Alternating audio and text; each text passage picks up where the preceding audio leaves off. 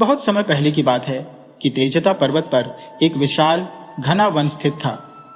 इस वन के मध्य एक पुरातन महल खड़ा था, जहां एक भयावह प्रेतनी कालबांशी निवास करती थी। उसकी उम्र लगभग 500 वर्ष की मानी जाती थी, परंतु वह आज भी अत्यंत युवा और सुंदर दिखाई देती थी। यह उसका रहस्य था। प्रत्येक 10 दिन बाद वह किसी नौजवान युवक या युवती का हृदय अपना आहार बनाती थी। यदि उसे समय पर यह आहार न मिले तो उसकी अवस्था वृद्धावस्था की ओर बढ़ने लगती थी। उसके बाल सफेद होने लगते, आंखें धंस जाती और त्वचा का रंग काला पड़ जाता।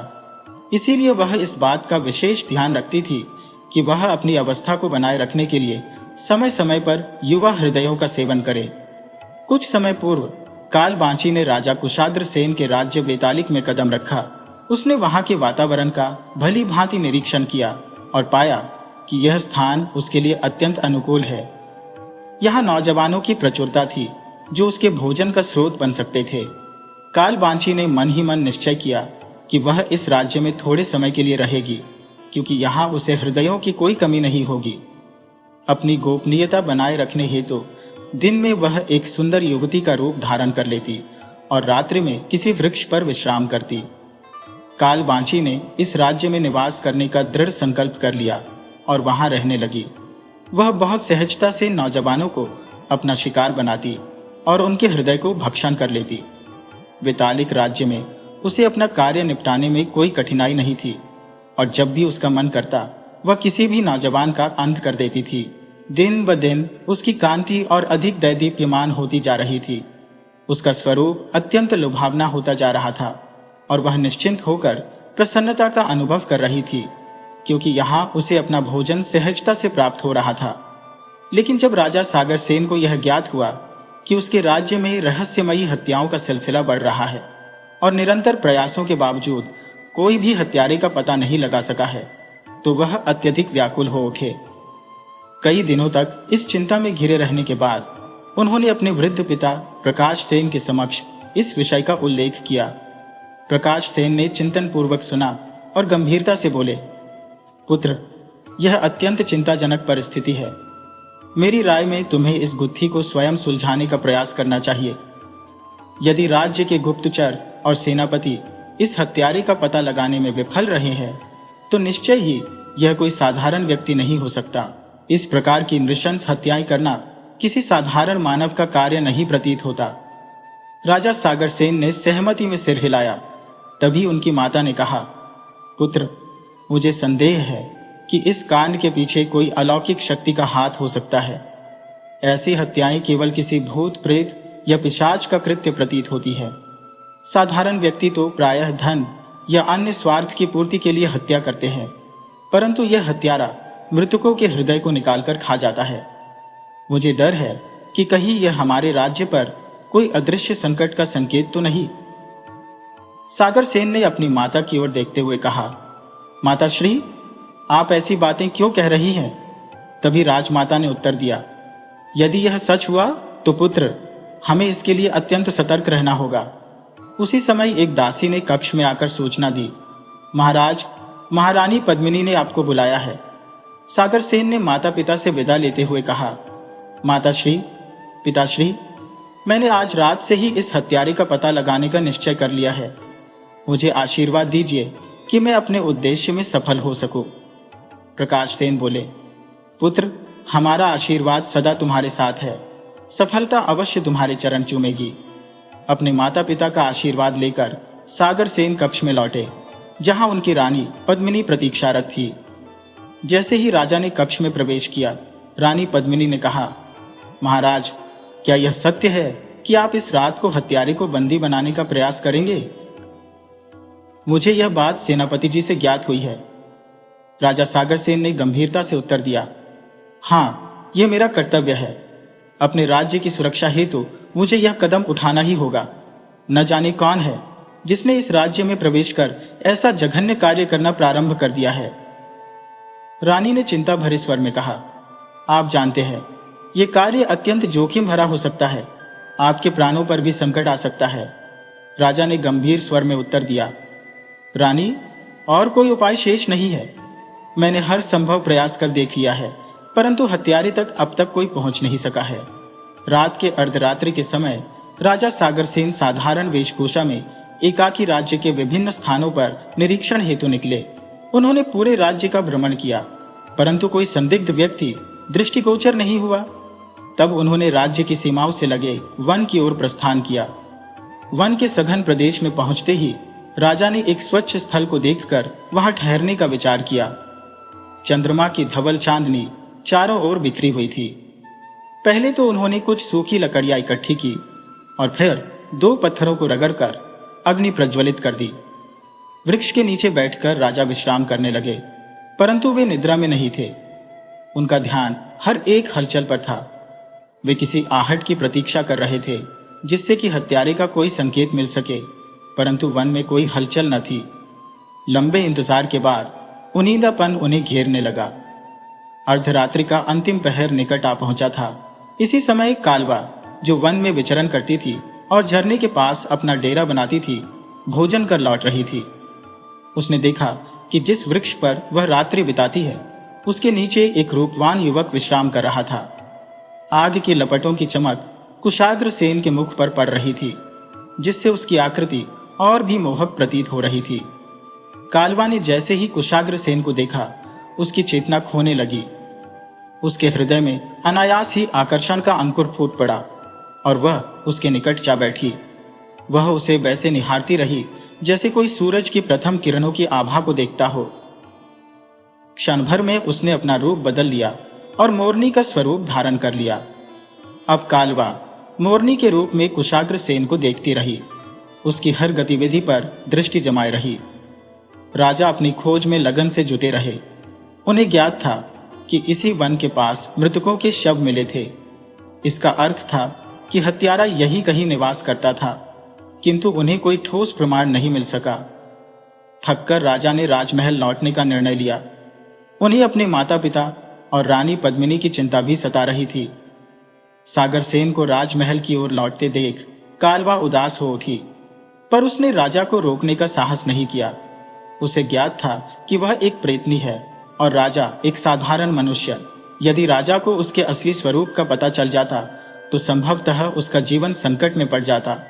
यही सोचकर वह पुनः वृक्ष पर विश्राम करने लगी और रात्रि के गहन अंधकार में विलीन हो गई। उधर जब राजा सागरसेन सकुशल राजमहल पहुंचे तो सभी ने संतोष की सांस ली। रानी पद्मिनी ने उत्सुकता से पूछा, महाराज, क्या आप उस निर्दयी हत्यारे को ढूंढने में सफल हुए? राजा ने गंभीरता से उत्तर दिया, नहीं रानी, उस हत्यारे का कोई संकेत मुझे पूरे राज्य में नहीं मिला। यहां तक कि मैंने उसे वन में भी खोजा, जहां शव प्राप्त हुए थे, लेकिन वहां भी कोई संकेत नहीं मिला। पूरी रात्रि मैंने वहां पहरा दिया, परंतु किसी प्रकार की आहट नहीं सुनी। रानी पद्मिनी ने कहा, इससे तो ऐसा प्रतीत होता है कि हत्यारा अत्यंत चतुर और धूर्त है। राजा ने दृढ़ स्वर में उत्तर दिया, रानी, चाहे हत्यारा कितना ही कुशल क्यों न हो, एक न एक दिन मैं उसे अवश्य ढूंढ निकालूंगा।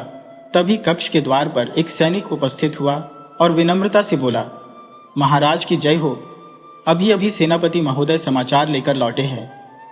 काल रात्रि महाराज के महल की भव्य वाटिका के निकट स्थित सरोवर में एक नव युवती का निर्जीव शरीर पाया गया है, जिसका जीवन किसी ने निर्ममता से छीन लिया है। सेनापति सोमेश ने शीघ्र महाराज को सूचित किया और दरबार में उनके आने की प्रतीक्षा कर रहे हैं। यह सूचना मिलते ही राजा कुशाग्र ने गहन धैर्य से कहा, तुम चलो, मैं शीघ्र ही आता हूं। राजा ने तत्परता से दरबार की ओर कदम बढ़ाए। दरबार पहुंचने पर सेनापति स्वामी चिंतित प्रतीक्षा में खड़े थे। महाराज को देख वे तुरंत प्रणाम करते हुए बोले, महाराज, आज फिर एक मृत शरीर मिला है और वह भी एक युवती का। इस पर महाराज ने गंभीरता से कहा, तो हत्यारा काल रात्रि महल के समीप ही था और मैं उसे वन में खोजता रहा। सेनापति ने उत्सुकता से पूछा, महाराज, आप अकेले ही सत्यापित करने क्यों पहुंचे? मुझे क्यों नहीं सूचित किया? महाराज गंभीर स्वर में बोले, सेनापति, इतना समय हमारे पास नहीं था। मैं साधारण वेश में था। अगर तुम्हें बताकर चल पड़ता तो राज्य की सुरक्षा का दायित्व कौन संभालता? यहां तुम्हारा रहना आवश्यक था। सेनापति चिंतित स्वर में बोले, किंतु महाराज, मेरे रहते भी यह दुर्भाग्यपूर्ण हत्या हो ही गई। इस पर महाराज ने उन्हें सांत्वना देते हुए कहा, सेनापति, इसमें आपकी कोई त्रुटि नहीं है। यह हत्यारा असाधारण चातुर्य रखता है। अब हमें उसकी खोज जंगल में नहीं, राज्य की सीमा के भीतर ही करनी होगी। सेनापति ने सहमति में सिर हिलाते हुए कहा, आप सत्य कह रहे हैं महाराज। आज रात्रि मैं और आप राजमहल की सुरक्षा के लिए स्वयं पहरा देंगे। महाराज के चेहरे पर संतोष के भाव उभरे। मैं जानता हूं सेनापति, आपसे मुझे यही अपेक्षा थी। इसके पश्चात दोनों ने एक रणनीति तैयार की और फिर अपने अपने कक्षों में प्रस्थान कर गए। रात्रि गहराते ही राजा साकरसेन और सेनापति सोमेश ने साधारण वेश धारण कर लिया और राजमहल के चारों ओर सतर्कता से सुरक्षा में जुट गए। आधी रात बीत जाने के बावजूद चारों ओर शांति ही छाई रही। कहीं भी कोई असामान्य गतिविधि दृष्टिगत नहीं हुई। उधर कालवाची का मन व्यथित था और वह एक वृक्ष की डाल पर मौन मयूरनी के रूप में विश्राम करती रही। इस प्रकार रात्रि बीत गई। भोर होते ही जब सूर्य की रक्तिम आभा आकाश में फैलने लगी और पक्षी चहचहाने लगे, राजा ने सेनापति से कहा, अब हमें राजमहल लौट चलना चाहिए। सेनापति ने सहमति प्रकट की और दोनों महल लौट आए। इस बार न तो राज्य में किसी हत्या की खबर मिली, न ही कोई नया संकेत मिला। राजा साकरसेन के लिए यह बात अप्रत्याशित थी। उनके मन में संदेह उठने लगा कि कहीं यह हत्यारा उनकी योजना को भांप तो नहीं गया। राजा कुशाग्रसेन इस अनपेक्षित ठहराव से चिंतित थे और रात्रि भर विचार मग्न रहे। मन में एक आशंका घर कर गई कि कहीं सेनापति सोमेश तो उस कुटिल हत्यारे का गुप्तचर नहीं। उन्होंने एक गुप्तचर नियुक्त करने का विचार किया जो सेनापति पर सतर्क दृष्टि रखे और उनके हर क्रियाकलाप की जानकारी शीघ्रता से महाराज तक पहुंचाए। इसी बीच कालवाची की व्यग्रता किसी अनजानी चाहत में बदल गई थी।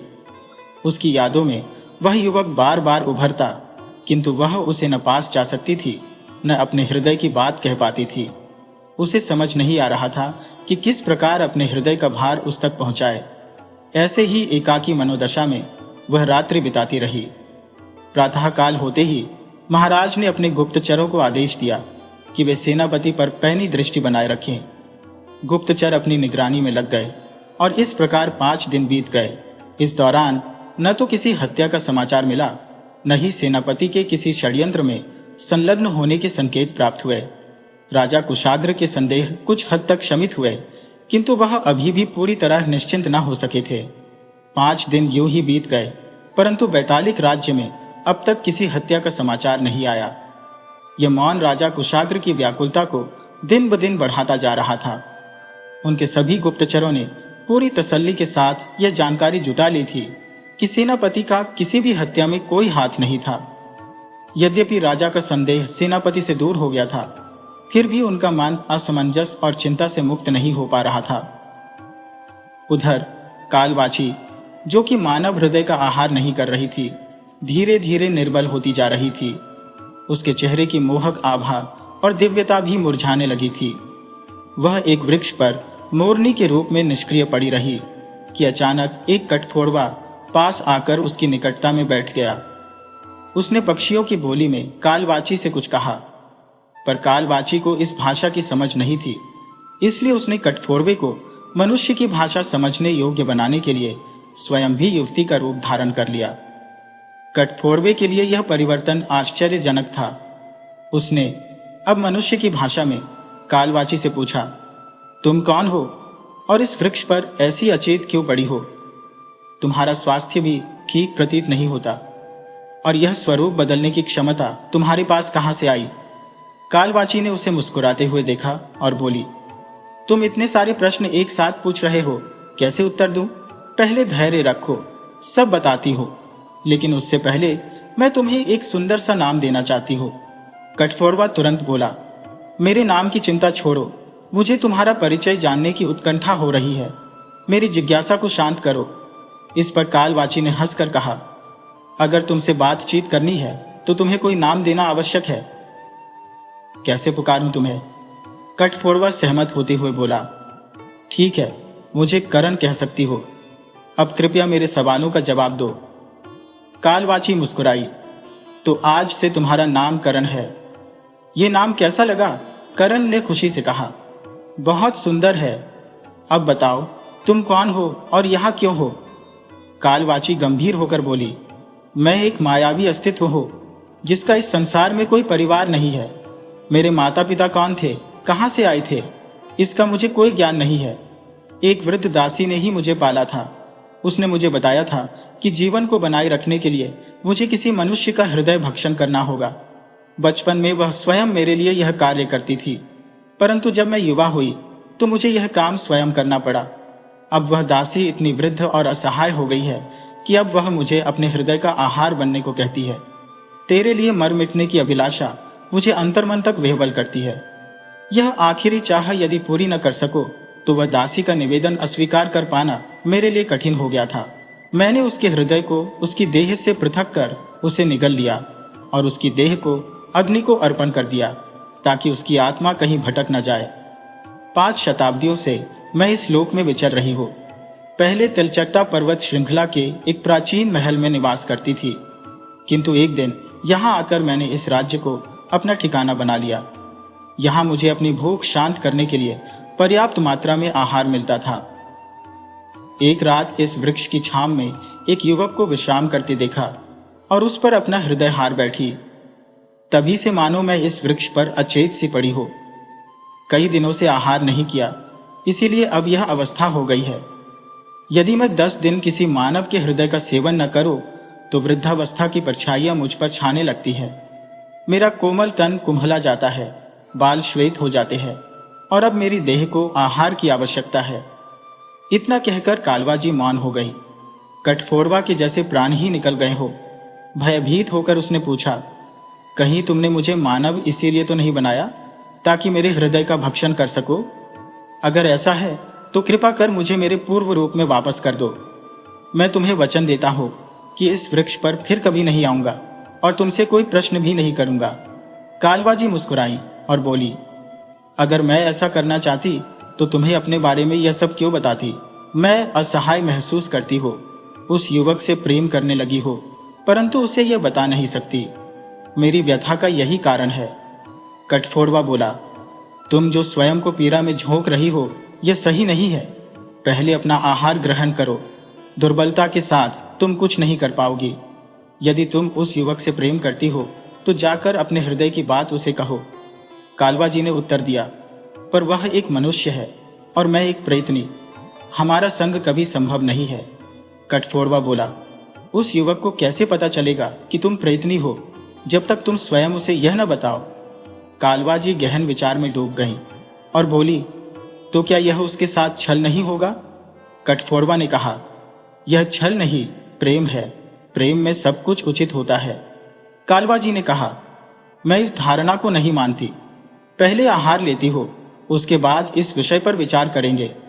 कालवाजी की बातों पर कठफोड़वा गंभीरता से बोला, तुम जो स्वयं के साथ कर रही हो वह सही प्रतीत नहीं होता। खुद को स्वस्थ कर पाने का प्रयत्न किए बिना भला तुम्हें कौन सा सुख मिल सकेगा? सबसे पहले तुम्हें पोषण ग्रहण करना आवश्यक है। क्षण क्षण जो गुजर रहे हैं वे तुम्हारे तन को दुर्बल कर रहे हैं। कमजोर तन के साथ तुम अपनी इच्छाओं की पूर्ति में असमर्थ रहोगी। यदि उस युवक से प्रेम करती हो तो जाकर अपने भाव उसे व्यक्त करो। कालवाची ने धीरे से उत्तर दिया, लेकिन वह तो मनुष्य है और मैं प्रेतनी। हम दोनों का संग कभी संभव नहीं हो सकता। कठफोड़वा ने जवाब दिया, उस युवक को कैसे ज्ञात होगा कि तुम एक प्रेतनी हो जब तक कि तुम स्वयं उसे यह नहीं बताती? यह सुनकर कालवाची विचारों में खो गई और बोली, तो क्या यह उसके साथ छल नहीं होगा? कठफोड़वा ने कहा, यह छल नहीं, प्रेम है। प्रेम में हर पथ उचित होता है। कालवाची ने निराशा में कहा, मैं इस धारणा को नहीं मानती। कठफोड़वा ने सलाह दी, यह उचित समय नहीं है कि तुम्हें अपनी शक्ति को व्यर्थ गंवाना चाहिए। पहले अपना पोषण ग्रहण करो, फिर इस विषय पर बातचीत करेंगे। कालवाची ने सहमति जताई, किंतु अभी तो सांझ ही हुई है और मैं रात्रि में भोजन करने जाऊंगी। कठफोड़वा ने सिर हिलाते हुए कहा, तो फिर प्रातःकाल हम इस विषय पर चर्चा करेंगे। उस रात कालवाची नगर की ओर भोजन के लिए निकल पड़ी। उसने महल की अश्वशाला में पहरा देने वाले प्रहरी के हृदय को अपना भोजन बनाया। भोजन के उपरांत उसका रूप और सौंदर्य पुनः निखर आया। प्रहरी का मृत शरीर वहीं छोड़कर वह वापस उसी वृक्ष पर लौट आई जहां कठफोड़वा विश्राम कर रहा था। प्रातः काल के आते ही राजमहल में भय और भी गहराने लगा। हत्यारा महल तक पहुंच चुका था और राजा सागरसेन की चिंताएं अधिक बढ़ चुकी थी। उन्होंने संकल्प लिया कि अब इस संकट का समाधान निकालना ही होगा। सागरसेन ने विचार किया, इस हत्यारे का साहस निरंतर बढ़ता जा रहा है, अब यह राजमहल तक आ पहुंचा है। उस रात राजा सागरसेन ने राज्य में गुप्त रूप से भ्रमण करने का निश्चय किया। सागरसेन ने वन के समीप एक स्वर सुना और उस दिशा में भागे, किंतु वहां पहुंचने पर उन्हें कोई आहट सुनाई नहीं दी। तब उन्होंने पत्थरों को रगड़कर अग्नि प्रज्वलित की और उसके प्रकाश में खोजबीन शुरू की। कुछ समय बाद उन्हें एक मानव का मृत शरीर मिला और उनका संदेह पक्का हो गया कि हत्यारा इसी स्थान के आसपास ही कहीं है। इस खोज में सफलता न मिलते देख उन्होंने उसी झरने के समीप वाले वृक्ष के नीचे रात बिताने का विचार किया, जहां पहले भी समय व्यतीत किया था। झरने के समीप पहुंचकर मशाल के उजाले में राजा आगे बढ़ते गए। थोड़ी देर में वे झरने के किनारे आ पहुंचे, जहां उन्हें वह वृक्ष दिखाई दिया जिसके नीचे मोरनी और कालवाची प्रसन्न मुद्रा में प्रतीक्षारत थे। मोरनी ने तत्परता से कठफोड़वे को जगाया और उसे बताया कि कोई आगंतुक आया है। कठफोड़वे ने अनमने ढंग से आंखें मसलते हुए पूछा, कौन है ये आगंतुक? कालवाची ने कहा, देखो, वही नवयुवक आया है जिससे मैं प्रेम करती हूँ। कठफोड़वे ने मशाल के प्रकाश में उस युवक की ओर दृष्टिपात किया और कालवाची से बोला, वास्तव में यह अत्यंत आकर्षक है। अब समझा कि तुमने इसके प्रति अपनी आत्मा क्यों समर्पित की। कालवाची मुस्कुराते हुए बोली, तो तुम्हें अब विश्वास हो गया? कठफोड़वे ने सहमति में सिर हिलाया और कहा, हाँ, अब विश्वास हुआ। कृपा करके अब मुझे भी विश्राम करने दो। कालवाची ने कहा, मुझे अब नींद नहीं आने वाली। कठफोड़वे ने उत्तर दिया, तो मैं तो चला सोने, तुम जागना चाहो तो जागो। यह कहकर कठफोड़वा पुनः निद्रा में लीन हो गया। वही वृक्ष की शाखाओं के बीच यह संवाद चल ही रहा था कि राजा ने अनजाने में इसे सुन लिया। उन्होंने सोचा कि इन प्राणियों का वार्तालाप उनकी समझ से परे है। तत्पश्चात राजा ने अपनी मशाल से लकड़ियों में आग प्रज्वलित की और वहीं विश्राम करने का प्रयास किया। रात भर उन्होंने अपनी आंखें खुली रखी ताकि किसी अप्रिय घटना से बचाव हो सके। जब भी नींद का आभास होता, वे झरने पर जाकर मुख धो लेते। कालवाची भी रात्रि भर जागते हुए कुशाग्रता से राजा को देखती रही। जैसे ही सूर्य की पहली किरण धरती पर पड़ी, राजा ने राजमहल की ओर प्रस्थान करने का निश्चय किया। उन्हें जाता देख कालवाची ने कठफोड़वे को तुरंत जगाया और आदेश दिया, जाओ, उस युवक का पीछा करो और यह जानने का प्रयास करो कि वह कहाँ निवास करता है। कालवाची के आदेशानुसार कठफोड़वा शीघ्रता से उड़कर राजा के पीछे चल पड़ा। वह राजा की गतिविधियों पर दृष्टि जमाए रहा, परंतु राजा ने उस पर तनिक भी ध्यान नहीं दिया। राजमहल पहुंचने पर कठफोड़वा महल के सबसे ऊंचे कंगूरे पर बैठ गया और वहां से राजा की प्रत्येक गतिविधि का बारीकी से निरीक्षण करने लगा। कुछ ही समय में उसे ज्ञात हो गया कि यह युवक कोई साधारण व्यक्ति नहीं, बल्कि एक विशेष सामर्थ्यवान पुरुष है। यह वही तालिक राज्य का राजा है जो उस रहस्यमयी हत्यारे की खोज में वन में भटकता फिर रहा था, जिसने राज्य में कई लोगों का अंत कर दिया। अब कठफोड़वा चिंता में पड़ गया कि वह इस सत्य को कालवाची के सम्मुख कैसे प्रस्तुत करेगा। विचारमग्न कठफोड़वा पुनः उड़ चला और सीधे राजमहल लौटकर साहस बटोरते हुए उसने राजा पोशाक सैन की सारी जानकारी कालवाची को बता दी। ये सुनकर कालवाची का हृदय चिंता से भर उठा और वह असमंजस में पड़ गई। सोचने लगी कि काश उसे यह सत्य ज्ञात ही न हुआ होता। कठफोड़वा ने जब कालवाची की उदासी भरी आंखों को देखा तो उसने साहस कर कहा, कालवाची, तुम इतनी चिंतित मत हो, मैं तुम्हारा मिलन राजा से अवश्य करवाऊंगा। इस पर कालवाची ने आशंका से कहा, यह तो असंभव है। लेकिन कठफोड़वा ने दृढ़ता से उत्तर दिया, संसार में कुछ भी असंभव नहीं है। कालवाची ने गंभीर स्वर में उत्तर दिया, कठफोड़वा, ये कैसी कल्पनाएं कर रहे हो? राजा उस हत्यारे की खोज में है। क्या वे मुझसे प्रेम करेंगे, मुझे स्वीकार करेंगे? ये कैसे संभव है? कठफोड़वा ने आत्मविश्वास से कहा, क्या तुम अपने इस मित्र पर तनिक भी विश्वास नहीं कर सकती? कालवाची ने संकोच से उत्तर दिया, लेकिन विश्वास करने के लिए ठोस आधार तो होना चाहिए। इस पर कठफोड़वा ने कहा, यदि मैं इस आधारहीन कल्पना को यथार्थ बना दूं, तो क्या तुम मुझ पर विश्वास करोगी? कालवाची ने कटाक्ष करते हुए कहा। बेवकूफी भरी बातें मत करो, कठफोड़वा ने प्रत्युत्तर दिया। मैं अपने मित्र के लिए कुछ भी कर सकता हूं, चाहे जो भी करना पड़े मैं करूंगा। कालवाची ने संजीदा होकर पूछा, क्या तुम सच में ऐसा कर पाओगे? कठफोड़वा ने आग्रह किया। तुम मुझ पर विश्वास रखो। कालवाची ने संशय में पूछा, कैसे विश्वास करूं तुम पर? कठफोड़वा ने आश्वस्त किया, जैसे एक मां अपने शिशु पर करती है। कालवाची ने कहा, मैं तुम्हारी भावनाओं में बहने वाली नहीं हूं। कठफोड़वा ने विनम्रता पूर्वक कहा, बस एक बार मेरी बात मान लो, मैं सब कुछ सुधार दूंगा। कालवाची ने पूछा, मुझे क्या करना होगा? कठफोड़वा ने उत्तर दिया, तुम मुझे फिर से मानव रूप में परिवर्तित कर दो। कालवाची ने शंका से पूछा, फिर तुम क्या करोगे? कठफोड़वा ने कहा, बस तुम देखती जाओ मैं कैसी योजना बनाता हूं। कालवाची ने कठफोड़वा को मानव रूप प्रदान किया और इसके बाद उसने अपनी योजना का सार कालवाची के समक्ष प्रस्तुत किया। मानव रूप धारण कर कठफोड़वा राजमहल की ओर बढ़ा। वहां पहुंचकर उसने मुख्य द्वार पर खड़े पहरेदारों से निवेदन किया, भाइयों, मुझे महाराज से मिलना है। पहरेदार ने पूछा, क्यों? अपना कारण बताओ। कठफोड़वा, जो अब एक मनुष्य का रूप ले चुका था, उत्तर में बोला, राज्य में जो हत्याओं का सिलसिला चल रहा है उस विषय में मुझे महाराज को कुछ बताना है। पहरेदार ने कहा, लेकिन तुम कौन हो और उन हत्याओं से तुम्हारा क्या संबंध है? कठफोड़वा ने उत्तर दिया, उन हत्याओं से मेरा कोई व्यक्तिगत संबंध नहीं है। मुझे बस इतना ही ज्ञात हुआ है कि उस हत्यारे के बारे में कुछ अहम बातें हैं जिन्हें मैं सीधे महाराज को ही बताना चाहता हूं। कोतरे ने कहा।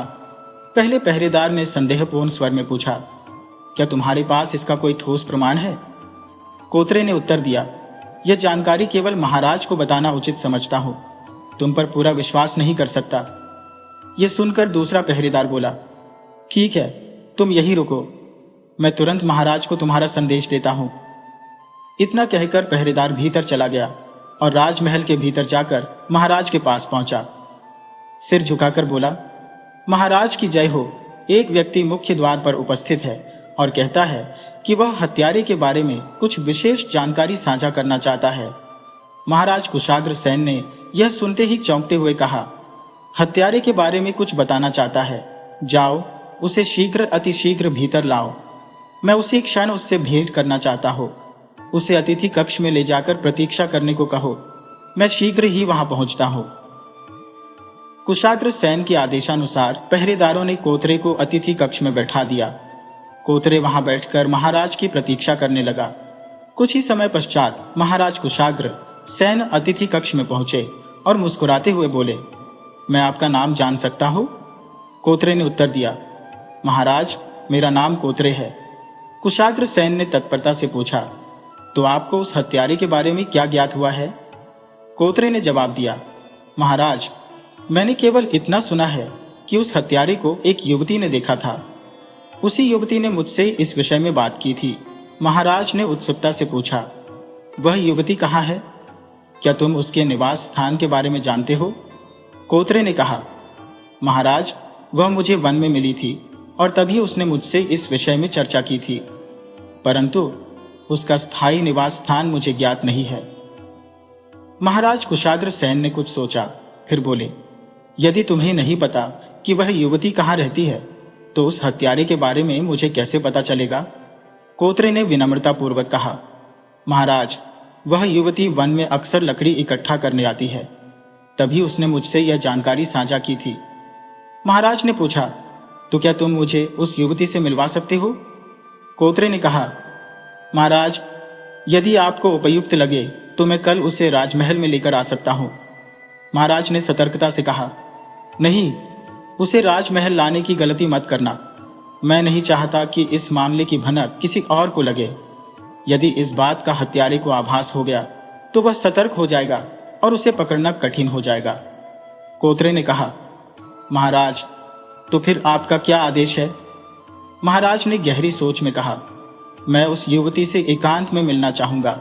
जाओ, क्या तुम इस मुलाकात का प्रबंध कर सकते हो? कोतरे ने आदरपूर्वक उत्तर दिया, जैसा आप चाहेंगे महाराज। मैं अपना सर्वश्रेष्ठ प्रयास करूंगा। युवती से मिलकर आपको सूचित करूंगा। आप उस युवती से कब और कहां मिल सकते हैं?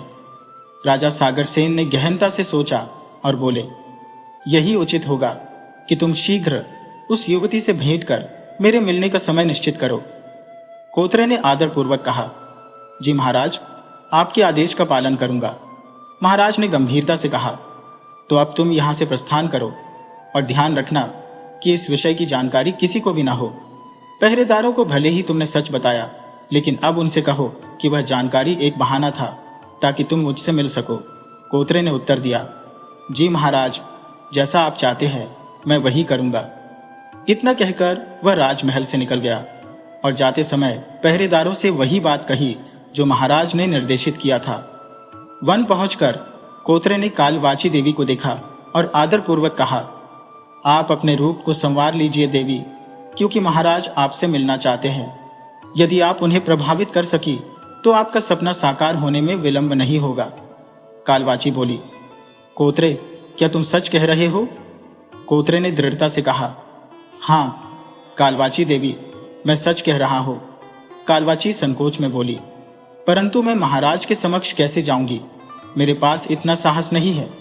कोतरे ने उसे साहस बंधाते हुए कहा, साहस तो आपको ही दिखाना होगा कालवाची देवी।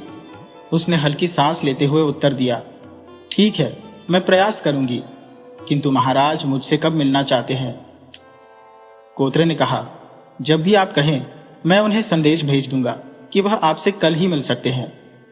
कालवाची ने कुछ सोचा और कहा, ठीक है, मुझे विचार करने दो, और वे वार्तालाप करने लगे। उधर शाम का समय हो चला था और राजमहल में महाराज कुशाग्रसेन अपने कक्ष में चिंतित होकर टहल रहे थे। उनकी रानी पद्मिनी ने उनसे पूछा, महाराज, आप इतने चिंतित क्यों प्रतीत हो रही हैं?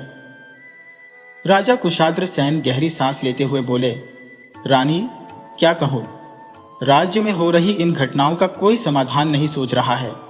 आए दिन हत्याएं हो रही हैं और मैं कुछ भी नहीं कर पा रहा हूं। कैसे पकड़ूं इस हत्यारे को? रानी पद्मिनी ने राजा की ओर देखा और सुझाव दिया, महाराज, आपने कहा था कि पिछले रात्रि किसी का शव वन में मिला था, तो क्यों ना आप फिर से उसी स्थान पर जाकर उस हत्यारे को ढूंढे? राजा कुशाग्रसेन ने उत्तर दिया, पिछली रात्रि भर में वन में ही था, किंतु वहां कोई भी संदिग्ध गतिविधि दिखाई नहीं दी। तब रानी पद्मिनी ने कहा, उस स्थान पर फिर से जाने में क्या हानि है? आप एक बार जाकर देखिए तो सही, शायद वहां कुछ प्रमाण मिल जाए। राजा कुशाग्रसेन ने सहमति में सिर हिलाते हुए कहा, हाँ रानी, जैसा आप कहती हैं मैं एक बार फिर से प्रयास करता हूं। यदि आज रात को कुछ संकेत मिला तो समझूंगा कि मेरी मेहनत रंग ला रही है। रानी पद्मिनी मुस्कुराते हुए बोली, मुझे आप पर पूर्ण विश्वास है, आप अवश्य सफलता प्राप्त करेंगे। राजा ने प्रत्युत्तर दिया, यदि ऐसा हुआ तो मेरे राज्य में पुनः समृद्धि का संचार होगा। इस पर रानी पद्मिनी ने कहा, ऐसा ही होगा महाराज, आप इस राज्य को पुनः सुख शांति की ओर ले जाएंगे। जिस राज्य का राजा अपने प्रजाजनों की इतनी चिंता करता है, वहां कभी भी विपत्ति का वास नहीं हो सकता। इस प्रकार उनके बीच यह वार्ता चलती रही और रात्रि का समय हो गया। तब राजा सागरसेन वन की ओर प्रस्थान कर गए। उस रात भी वे उसी जलप्रपात के निकट स्थित कक्ष के नीचे विश्राम के लिए ठहरे। उस रात भोजन की तलाश में बाज पक्षी वृक्ष से नीचे नहीं उतरा, क्योंकि उसे अगले 2-3 दिनों तक भोजन की आवश्यकता नहीं थी। कोतरे वही मौजूद था, मोरनी और कठोर वे ही बने हुए। कालवाची की दृष्टि राजा सागर असैन्य पर थी। उसकी आंखों में एक अनकही व्याकुलता झलक रही थी। नौत्रे कालवा से बोला, चलो इस वृक्ष से उतरकर दूर चलते हैं। कालवाची ने पूछा, पर क्यों? मैं कहीं नहीं जाने वाली, मैं यहीं से राजा को देखूंगी। कोतरे ने मुस्कुराते हुए कहा, मैं तुम्हारी समस्या का समाधान करने जा रहा हूं। कालवाची ने उत्सुकता से पूछा, भला तुम यह कैसे करोगे? क्या तुम कोई जादूगर हो? कोतरे ने शांतिपूर्वक कहा, पहले मेरे साथ उड़ चलो, फिर अपनी योजना तुम्हें बताता हूं। कालवा ने उसकी बात मानी और उसके साथ उड़ चली। कुछ दूर जाकर कोतरे ने कहा, यह स्थान ठीक है, अब तुम मुझे एक मनुष्य का रूप दे दो और स्वयं को एक सुंदर युवती का रूप। कालवाची ने पूछा, परंतु क्यों? कोतरे ने उत्तर दिया, पहले तुम रूप तो बदलो। कालवाची ने दोनों का रूपांतरण कर दिया। इसके पश्चात कोतरे बोला, अब हमें एक मसाला जलाना होगा और उस स्थान पर चलना होगा जहां राजा विश्राम कर रहे हैं। कालवाची ने असहमति जताई, मैं वहां नहीं जाऊंगी। कोतरे ने दृढ़ता से कहा, तुम्हें जलना होगा। क्यों नहीं जाना चाहती? मैं तुम्हें राजा से मिलवाना चाहता हूं और तुम हो कि तैयार ही नहीं हो। कालवाची बोली, तुमने मुझसे समय मांगा था, पर तुम यह कार्य इतनी जल्दी करने जा रहे हो। कोतरे ने मुस्कुराते हुए कहा, यह शीघ्रता मेरी नहीं, तुम्हारी ही है। तुम ही व्याकुल हो रही हो। कालवाची ने प्रश्न किया, क्या वहां जाना अनिवार्य है? कोतरे ने धीरे से कहा, मुझसे क्यों पूछ रही हो? अपने हृदय से पूछो। कोतरे की बात मानकर कालवाची कुशाग्र शहर के निकट पहुंची, जहां कोतरे ने कुशाग्र सहन के सामने अभिनय करते हुए अपना वचन निभाया। महाराज, यहां उपस्थित पाकर मुझे सुखद अनुभूति हो रही है, कोतरे ने निवेदन किया। राजा ने गंभीर स्वर में पूछा, किंतु तुम्हें किसने बताया कि मैं यहां हूं? और यह स्त्री कौन है जो मुख दूसरी ओर करके खड़ी है? कोतरे ने उत्तर दिया, मुझे आभास था कि आपसे यही भेंट होगी। कल रात एक मृत देह मिली थी और यह वही युवती है जिसने उस दुष्ट का साक्षात्कार किया था। मार्ग में संयोगवश मिली तो सोचा आपसे इसका संवाद करवाऊं। भयभीत है, अतः मुख उधर के खड़ी है। कोतरे ने युवती से कहा, बेटी, मुख महाराज की ओर करो, वे तुमसे कुछ प्रश्न पूछना चाहते हैं। कालवाची ने इस आदेश का पालन किया और जैसे ही उसने राजा की ओर दृष्टि उठाई, उनका मुख विस्मय से स्थिर हो गया। ऐसा प्रतीत हुआ मानो समय ठहर गया हो। राजा उसकी सुंदरता में इतने विभोर हो गए कि दृष्टि हटाना भूल गए। उधर कालवाची ने जैसे ही सागर सेन के नेत्रों से अपनी दृष्टि मिलाई, लज्जा के कारण उसने तुरंत अपनी पलकें झुका ली। राजा सागर सेन भी उसे तन्मयता से निहार रहे थे। मौन को भंग करते हुए कोतरे ने राजा से कहा, महाराज, इसका नाम कालिंदी है। यह उस पार एक कुटिया में रहती है। दुर्भाग्य की मारी यह स्त्री अत्यंत निर्धन है और पर्याप्त भोजन भी इसे सुलभ नहीं है। मुझे इस पर दया आ गई महाराज, कोतरे ने कहा, और इसीलिए मैंने इसे आपके बारे में बताया। मैंने कहा कि वैतालिक राज्य के राजा सागर सेन अत्यंत दयालु हृदय के हैं और निश्चित ही आपकी सहायता करेंगे, परंतु इसे मेरे शब्दों पर यकीन ही नहीं हुआ। अतः मैंने इसे आपके पास लाने का निश्चय किया। आपकी दयालुता और इसकी दुर्दशा देखकर आप अवश्य कुछ उपाय करेंगे। मैंने ठीक किया, नहीं महाराज? राजा सागर सेन ने सहमति में सिर हिलाया। हाँ हाँ, तुमने ठीक किया, कोतरे ने अपनी चिंता प्रकट करते हुए कहा।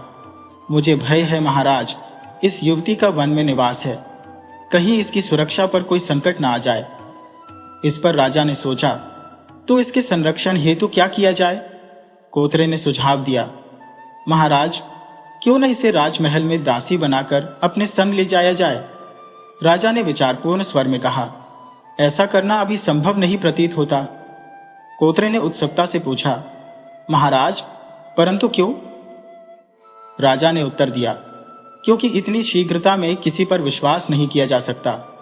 मैं तो इसे जानता तक नहीं हूं। कोतरे ने निवेदन किया, महाराज, इसे मात्र एक असहाय और निर्धन युवती समझे। इसके पास कोई अपना नहीं, वन में निराश्रित और भटकने को विवश है। अनाथ होने के दुर्भाग्य के साथ ही न जाने इस पर और कितने कष्ट विराजमान है। हो सकता है कि इसकी हत्या की योजना भी उस हत्यारे ने रची हो जिसने कल की घटना को अंजाम दिया था। राजा ने गंभीरता से कहा, बहुत हुआ। यदि तुम मानते हो कि इसे राजमहल ले जाना उचित है तो ऐसा ही होगा, किंतु पहले इस युवती की स्वीकृति लेना उचित होगा, कोतरे ने सुझाव दिया।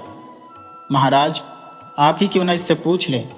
वैसे भी जो निराश्रित होता है उसे सहारे की अत्यधिक आवश्यकता होती है, और आप तो इसे पूरा राजमहल देने का प्रस्ताव कर रहे हैं। राजा ने कालिंदी की ओर देखा और पूछा, क्या तुम मेरे संग राजमहल चलना स्वीकार करोगी? कालिंदी ने झुककर उत्तर दिया, जैसी आपकी आज्ञा महाराज, मैं आपकी हर आज्ञा का पालन करूंगी। राजा ने फिर पूछा, तो तुम राजमहल चलने को तैयार हो? कालिंदी ने विनम्रता से कहा, हाँ महाराज, यदि आप मुझे अपने महल में स्थान दे रहे हैं तो मैं मना क्यों करूंगी? आप मेरे हित की ही बात सोच रहे होंगे। राजा ने निर्णय लेते हुए कहा, तो ठीक है, आज रात तुम यहीं इस वृक्ष के नीचे विश्राम करो। प्रातःकाल मेरे संग राजमहल चलना। कोतरे ने आग्रह किया।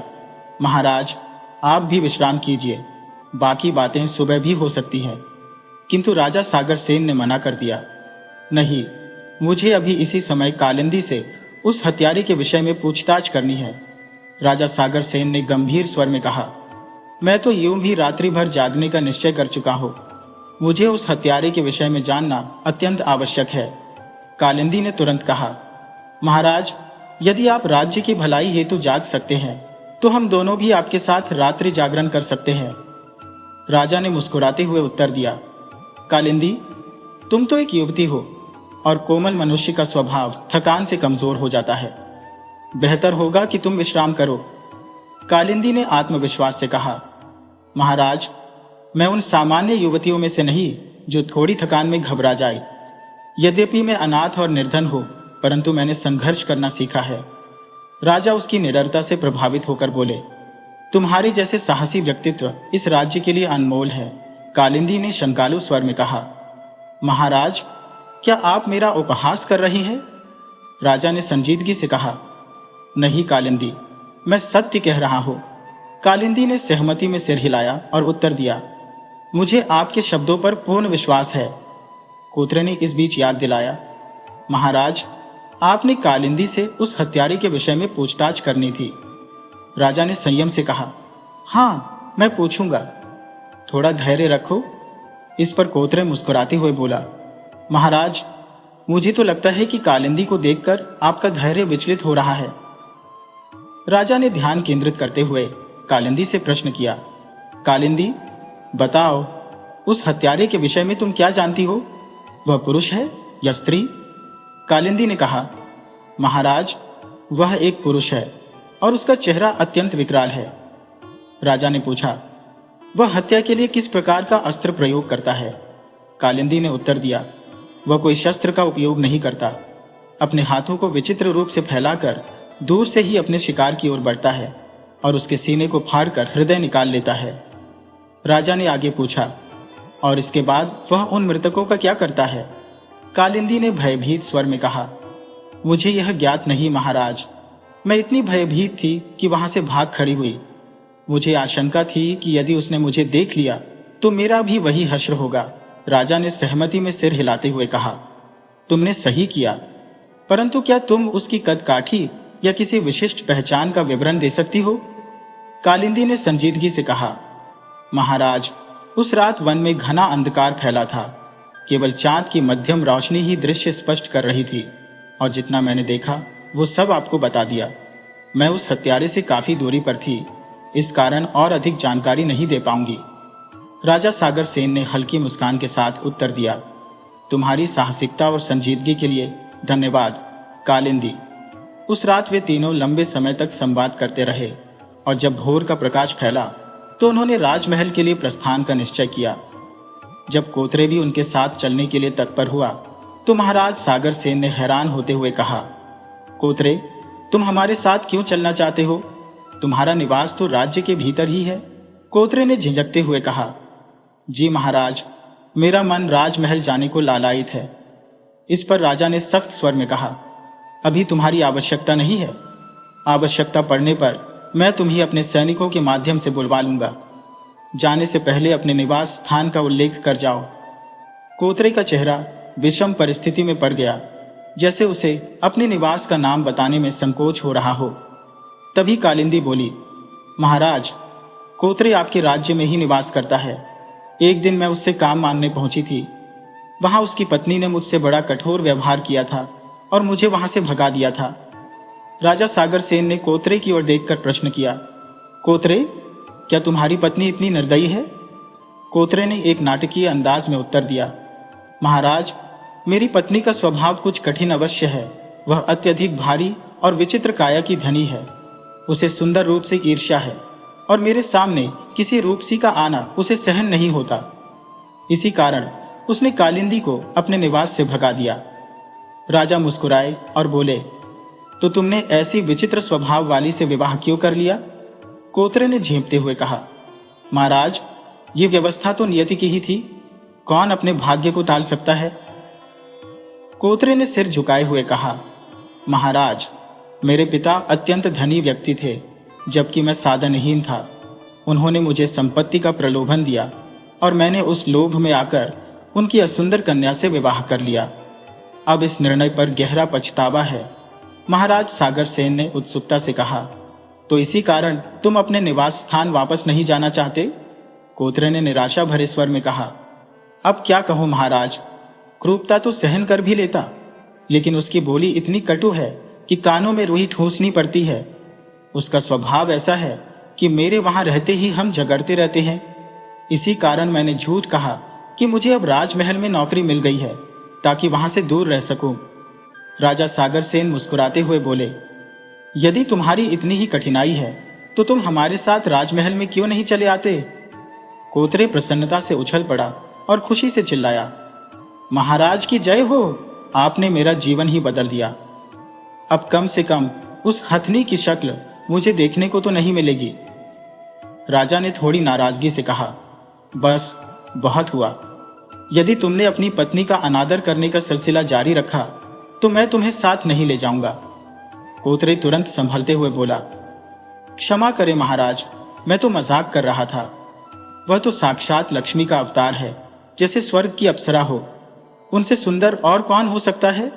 राजा ने कहा, अच्छा, इतना भी उसकी प्रशंसा करने की आवश्यकता नहीं है।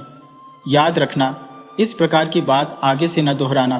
कोतरे ने सिर झुकाकर कहा, जी महाराज, अब ऐसी भूल नहीं होगी।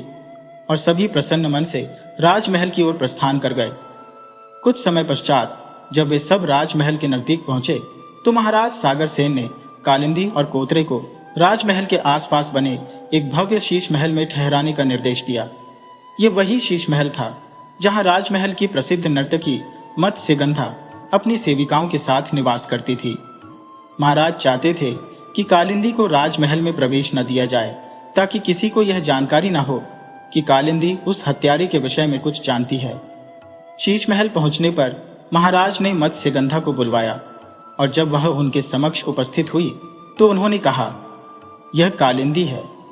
मैं चाहता हूं कि तुम इसे शीश महल में शरण प्रदान करो। मत्स्यगंधा ने थोड़ा संकोच करते हुए पूछा, महाराज, आपके विशाल राजमहल में इस अतिथि को क्यों नहीं ठहराया जा सकता? इस पर राजा सागर सेन ने गंभीरता से कहा, यह एक व्यक्तिगत मामला है और राज्य के निवासी मेरे आदेश का पालन करने के लिए बाध्य है। इस पर किसी प्रश्न की आवश्यकता नहीं है। मत्स्यगंधा ने सिर झुकाकर कहा, आपकी आज्ञा का पालन अवश्य होगा महाराज।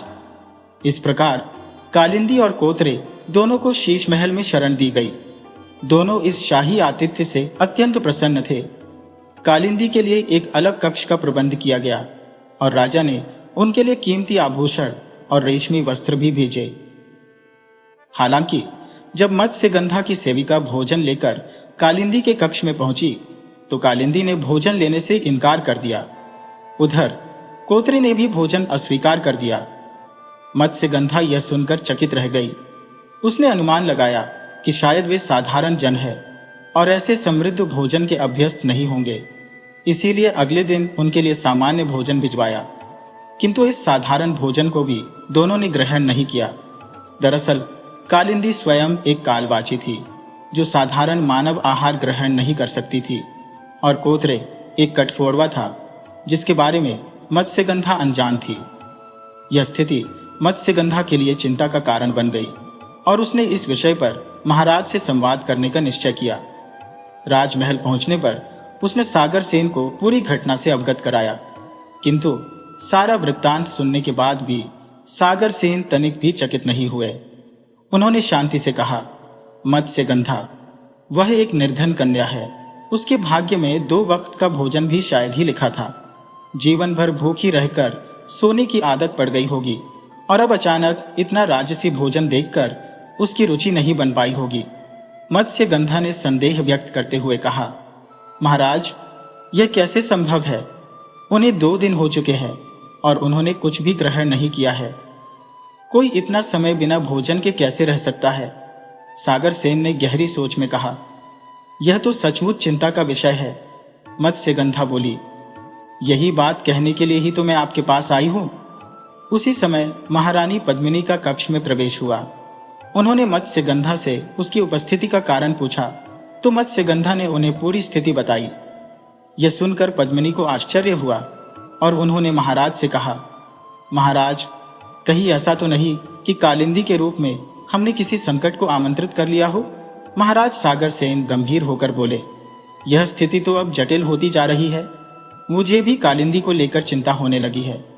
मत्स्यगंधा ने पूछा, अब हमें क्या करना चाहिए महाराज? सागर सेन बोले, इस विषय पर सेनापति सोमेश से विचार विमर्श करना ही उचित होगा। उसी समय कक्ष में प्रवेश के लिए सेनापति सोमेश ने अनुमति मांगी।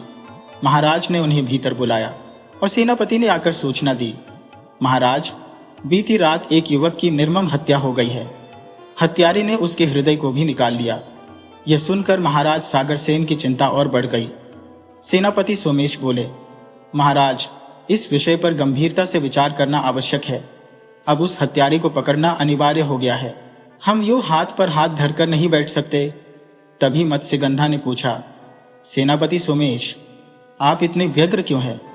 क्या उस हत्यारे को पकड़ना वास्तव में इतना कठिन है? सेनापति ने क्षणिक आश्चर्य में पूछा, मत्स्यगंधा, आप यहां कैसे? मत्स्यगंधा ने कहा, मैं तो कालिंदी के विषय में महाराज से चर्चा करने आई थी, लेकिन यहां आकर देखा कि महाराज तो किसी गंभीर समस्या से जूझ रहे हैं और मैंने अनजाने में उन्हें एक और चिंता में डाल दिया। तब सेनापति सोमेश ने कहा, महाराज, क्या इससे बड़ी और कोई समस्या हो सकती है? लेकिन कृपया मुझे भी बताएं, राजनर्तकी को कौन सी कठिनाई आन पड़ी है? सेनापति ने मत्स्यगंधा से पूछा। महाराज, गणपति सोमेश, बात यह है कि 2 दिन पहले महाराज मेरे शीश महल में एक युवती को लाए थे जिसका नाम कालिंदी है। समस्या यह है कि वह भोजन नहीं करती और इसका कारण हमें नहीं पता। सेनापति ने चिंतित होकर कहा, लेकिन महाराज, आपने इस विषय में मुझे कुछ नहीं बताया। महाराज ने उत्तर दिया, सच तो यह है सेनापति कि मुझे तुम्हें बताने का अवसर ही नहीं मिला और इसके अतिरिक्त मैं चाहता था कि यह बात गोपनीय रहे। तब सेनापति ने कहा, महाराज, लेकिन ऐसी बात जो चिंता का विषय बन जाए उसे किसी और से नहीं, लेकिन राज्य के सेनापति से अवश्य साझा किया जा सकता है। राजा ने स्वीकार करते हुए कहा, आप सही कह रहे हैं सेनापति। ये मेरी बड़ी भूल थी कि मैंने आपसे यह बात नहीं कही। सेनापति ने फिर पूछा, अब आपने उस कालिंदी के बारे में क्या सोचा है महाराज? राजा ने जवाब दिया, अब तक मैंने इस विषय में कोई निर्णय नहीं लिया है, क्योंकि यह तो अभी अभी राजनर्तकी मत्स्यगंधा ने मुझे बताया। तभी रानी पद्मिनी ने कहा, महाराज, मेरे मन में एक विचार आया है। यदि आपकी आज्ञा हो तो मैं उसे सबके सामने रख सकती हूँ। महाराज ने कहा, हाँ रानी जी, आप संकोच छोड़कर अपने विचार प्रकट कर सकती हैं। तभी रानी पद्मिनी बोली, महाराज, मुझे ऐसा प्रतीत होता है कि कहीं हत्यारिन कालिंदी ही तो नहीं। मत्स्यगंधा ने तुरंत उत्तर दिया, क्षमा करें महारानी, किंतु यदि कालिंदी हत्यारिन होती तो वह राजमहल के निकट आने का साहस कैसे करती? उसे तो डर होना चाहिए था।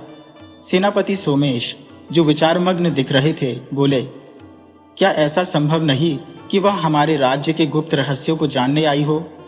यह भी तो हो सकता है कि वह यह देखना चाहती हो कि हम उसे बंदी बनाने के लिए क्या योजनाएं बना रहे हैं। रानी पद्मिनी ने गंभीरता से कहा, आप ठीक कह रहे हैं सेनापति, यही सत्य प्रतीत होता है। सेनापति सोमेश ने सहमति में सिर हिलाते हुए कहा, और महाराज, यही कारण हो सकता है कि वह बिना भोजन के इतने दिनों तक जीवित रह सकी। शायद उसमें कोई मायावी शक्ति हो। महाराज को सागर सेन ने चिंतित होकर पूछा, यदि वह हत्यारिन है तो कोतरे कौन है और उसका कालिंदी से क्या संबंध है? सेनापति सोमेश ने उत्सुकता से पूछा, यह कोतरी कौन है? तब राजनर्तकी मत्स्यगंधा ने समझाया, महाराज, कोतरे कालिंदी का साथी है।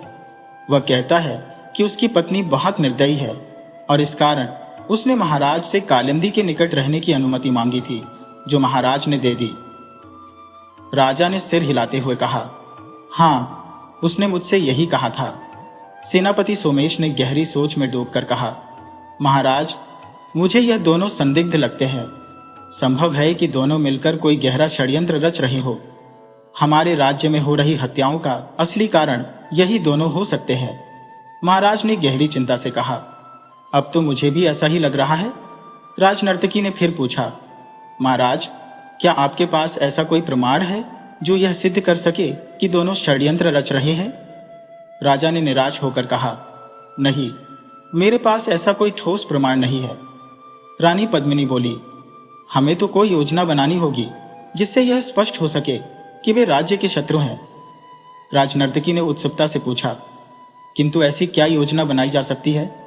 सेनापति सोमेश ने महाराज की ओर मुड़कर कहा, महाराज, यदि आप अनुमति दें तो मैं एक योजना का सुझाव देना चाहता हूं। महाराज ने तत्परता से कहा, बताओ सेनापति, वह योजना क्या है? सेनापति ने धीरे धीरे कहा, आप कालिंदी के प्रति झूठा प्रेम प्रदर्शित करके उसके दिल का रहस्य जान सकते हैं। महाराज, जो असमंजस में थे, बोले, मैं यह कैसे कर सकता हूं? हाँ, वह सुंदर है, सुशील भी है, लेकिन प्रेम का नाटक मैं नहीं कर सकता। महाराज ने चिंतित स्वर में कहा, मेरा परिवार है, मैं अपनी रानी के अतिरिक्त किसी और स्त्री का विचार मन में कैसे ला सकता हूं? इस पर सेनापति सोमेश बोले, महाराज, मैं समझता हूं, लेकिन इसके अतिरिक्त हमें और कोई उपाय नहीं दिख रहा। रानी पद्मिनी ने पूछा, महाराज, इसमें आपको क्या आपत्ति हो सकती है? राजा गंभीर होकर बोले, तुम समझने का प्रयास करो पद्मिनी। कालिंदी अत्यंत सुंदर है, उसका सौंदर्य इतना प्रभावी है कि उसे देखकर कोई भी अपने आप पर नियंत्रण नहीं रख सकता। पहले मुझे लगा कि वह सामान्य युवती है, लेकिन अब ऐसा प्रतीत होता है कि उसके पीछे कोई माया है। ऐसी मायावी शक्तियां ही इतनी अद्वितीय सुंदर होती है। अगर मैं उसके वश में आ गया तो? सेनापति सोमेश ने महाराज से आग्रह किया, महाराज, यह समय आपकी व्यक्तिगत चिंताओं का नहीं है। राज्य पर जो संकट आया है उस पर ध्यान दें। कितने निर्दोषों की हत्या हो चुकी है। यदि आप यह कार्य नहीं कर सकते तो मुझे अनुमति दें, मैं उससे प्रेम का नाटक करके सच्चाई जानने का प्रयास करूंगा। राजा को सागर सेन ने गंभीरता से कहा, सेनापति सोमेश, यह उचित नहीं है। आप राज्य के रक्षक हैं, यह कार्य महाराज को ही करना चाहिए। रानी पद्मिनी ने राजा को समझाते हुए कहा, महाराज, मुझे आप पर पूरा विश्वास है। मैं जानती हूं कि आप कुछ ऐसा नहीं करेंगे जिससे मेरे हृदय को आघात पहुंचे। राजा ने कृतज्ञतापूर्वक कहा, धन्यवाद रानी, मुझे इस कठिन कार्य को पूर्ण करने का साहस मिल रहा है। रानी पद्मिनी ने हामी भरते हुए कहा, अब योजना क्या होगी? तभी सेनापति ने सुझाव दिया, महाराज, सबसे पहले आप कालिंदी से बातचीत करने का प्रयास करें। उसके व्यवहार से कुछ न कुछ तो संकेत अवश्य मिलेगा। जो व्यक्ति दोषी होता है वह आंखों में आंखें डालकर बात नहीं कर सकता। अगर वह ऐसा करती है तो समझ जाइएगा कि वह किसी मायावी शक्ति से बंधी हुई है। राजा ने गंभीरता से सोचा और कहा, तुम सही कह रहे हो, लेकिन मैं इस कार्य में अकेला नहीं जा सकता। हमें किसी विशेषज्ञ की सहायता की आवश्यकता होगी। मैं अपने मंत्रियों से कहूंगा कि वे तंत्र विद्या में पारंगत किसी विद्वान से मिले जो हमें यह बता सके कि कालिंदी मायावी है या नहीं। सेनापति ने सहमति में सिर हिलाया और कहा, महाराज, मैं एक ऐसे विद्वान को जानता हूं। वह नीलांबर पार की कमरा गुफाओं में साधना करते हैं और संकट में पड़े लोगों की सहायता के लिए सदैव तत्पर रहते हैं। उनके सहयोग से हमें अवश्य सफलता मिलेगी। राजा ने संतोष प्रकट करते हुए कहा, अच्छा है सेनापति, हम उनकी सहायता से इस घोर समस्या का समाधान निकालेंगे। किंतु अब हमें इस योजना पर गहन विचार विमर्श करना चाहिए। तब सभी एकत्र होकर अपनी गहन योजना पर चर्चा करने लगे। विचार विमर्श के उपरांत सेनापति और सौर की राजनर्तकी मत्स्यगंधा दोनों अपने अपने निवास स्थान की ओर प्रस्थान कर गए। रानी पद्मिनी और राजा सागरसेन भी अपने कक्ष में रात्रि के आगमन की प्रतीक्षा करने लगे। जैसे ही रात ढली, रानी पद्मिनी ने दासी से कहकर राजा कुशाग्र सहन के लिए भोजन का प्रबंध करवाया। राजा सागरसेन भोजन पर बैठे और रानी पद्मिनी उन्हें पंखा झलने लगी। महाराज सागरसेन ने शीघ्रता से भोजन किया और फिर रानी पद्मिनी को एक विशेष संकेत दिया जिससे योजना का एक महत्वपूर्ण कार्य पूर्ण हो सके। रानी पद्मिनी भोजनालय में पहुंची, जहां उन्होंने कुछ खाद्य पत्रों को सावधानी से लपेटा और राजा सागरसेन के पास आ गई। राजा कुशाग्र सेन ने पत्रकों में संलग्न भोजन ग्रहण किया और राजमहल से बाहर निकलकर शीश महल की दिशा में अग्रसर हो गए। घना अंधकार छाया हुआ था। दूर किसी कोठरी में उल्लू की आवाजें गूंज रही थी, परंतु राजा सागरसेन निडर होकर अपने पथ पर बढ़ते गए। कुछ समय पश्चात वे शीश महल पहुंच गए और कालिंदी के कक्ष में प्रवेश किया। अचानक उन्हें अपने कक्ष में देखकर कालिंदी कुछ विस्मित हो गई। कालिंदी ने महाराज सागरसेन से जिज्ञासा से पूछा, महाराज, आप यहाँ कैसे पधारे? यदि कोई अति आवश्यक कार्य था तो मुझे बुलवा लिया होता। इस कष्ट का क्या कारण? महाराज मुस्कुराते हुए बोले, कालिंदी, तुम्हारी इस सहजता में कौन सा कष्ट है? मैं तो बस एक बहाना ढूंढ रहा था तुमसे बातचीत का, और अवसर हाथ में आते ही यहां चला आया। कालिंदी ने हंसते हुए पूछा, महाराज, मुझसे मिलने हेतु अवसर की आवश्यकता क्यों? आप तो सर्वसमर्थ हैं। महाराज गंभीर होते हुए बोले, तुम्हारे अद्भुत सौंदर्य का जो जादू मेरे दिल पर छाया है, उसे शब्दों में बयां करना कठिन है। जब भी किसी कार्य में मन लगाने का प्रयास करता हो, तुम्हारा मोहक मुखड़ा हर ओर मंडराने लगता है। कालिंदी थोड़ा संकोच में पड़ते हुए बोली, महाराज, कैसी बातें कर रहे हैं आप? महाराज बोले, जो मेरे अंतर मन में चल रहा है, शायद वही तुम्हारे मन में भी स्पंदित हो रहा हो। यह भावना मैं और किसी से साझा नहीं कर सकता।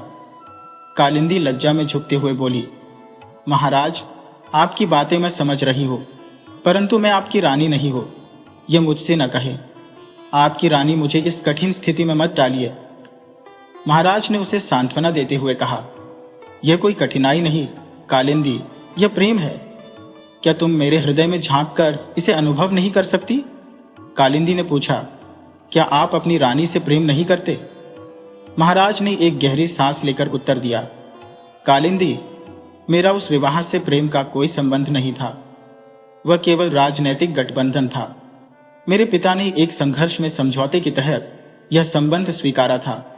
मुझे कभी प्रेम का अनुभव नहीं हुआ, केवल समझौते के बंधन में बंधा रहा। कालिंदी ने संयमित स्वर में उत्तर दिया, महाराज, आपके मन में तो गहरी पीड़ा है। मुझे क्षमा करें, अनजाने में मैंने आपके हृदय की वेदना छू ली। महाराज ने धीमे स्वर में कहा, तुमसे मिलकर मुझे सच्चे प्रेम का एहसास हुआ। पहली रात्रि में ही तुम्हारी मधुर वाणी और स्नेह भरी दृष्टि ने मेरे भीतर कुछ विशेष स्थान बना लिया। तुम्हारे ये गहरे नेत्र, कमल के समान सुंदर होंठ, घने बादलों से बाल, तुम्हारी कोमल छवि ने मेरे हृदय पर अपना अमिट प्रभाव छोड़ दिया है। मैं तुमसे विनम्रता पूर्वक निवेदन करता हूं, क्या तुम मेरे जीवन का हिस्सा बनोगी?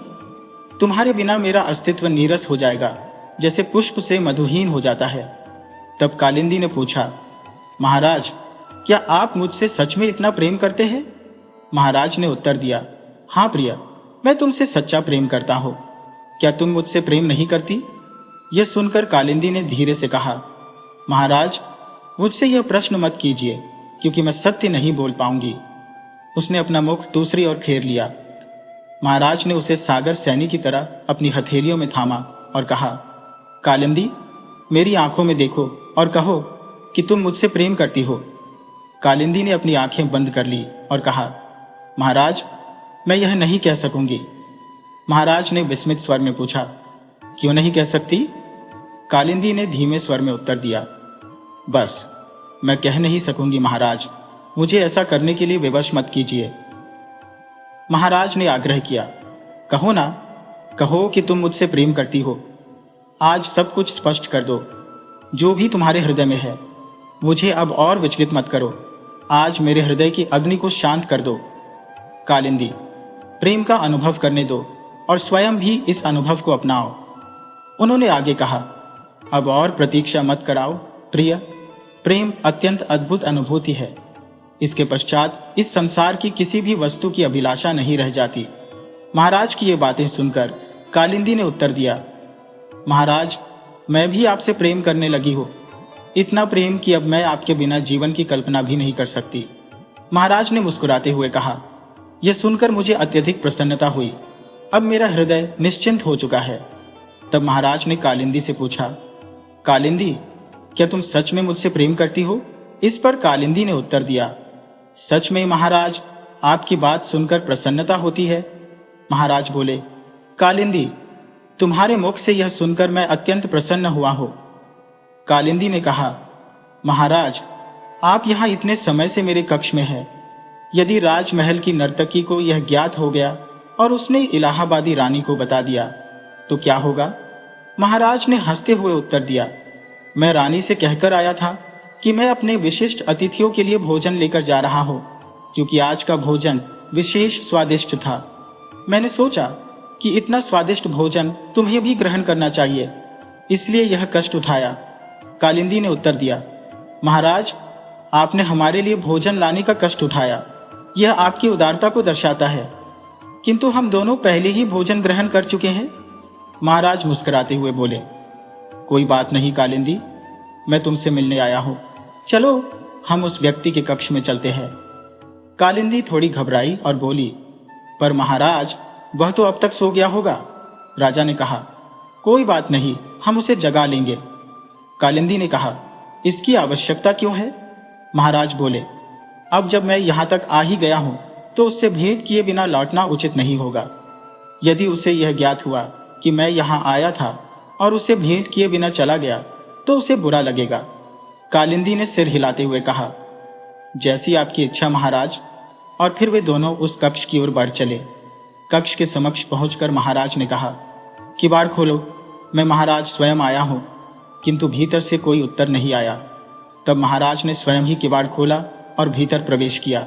वहां उन्होंने देखा कि एक कठफोड़वा बिस्तर पर लेटा हुआ है। यह दृश्य देखकर महाराज अचंभित हो उठे। उन्होंने कालिंदी की ओर मुड़कर कहा, यह क्या है? यहां तो कोई मनुष्य नहीं, केवल यह पक्षी है। कालिंदी इस स्थिति में भयभीत हो उठी और तुरंत कुछ नहीं कह पाई। महाराज ने ऊंचे स्वर में पूछा, कालिंदी, मेरे प्रश्न का उत्तर क्यों नहीं देती? डरते हुए कालिंदी ने कहा, जी महाराज, वह बाहर गया हुआ है। महाराज ने कठोरता से कहा, रात्रि में वह बाहर क्यों गया? कालिंदी ने उत्तर दिया, वह अपनी पत्नी से मिलने गया है। महाराज ने संदेहपूर्वक कहा, यदि वह अपने निवास स्थान गया है तो मुझे झूठ बोलने की आवश्यकता क्यों पड़ी? यह कठफोड़वा यहां कैसे आया? कालिंदी ने एक और झूठ गढ़ा, यह उसका पालतू पक्षी है। महाराज के चेहरे पर क्रोध स्पष्ट था और उन्होंने कालिंदी की बात को गंभीरता से लिया। यही तो उसकी पत्नी का संदेश लेकर आया था।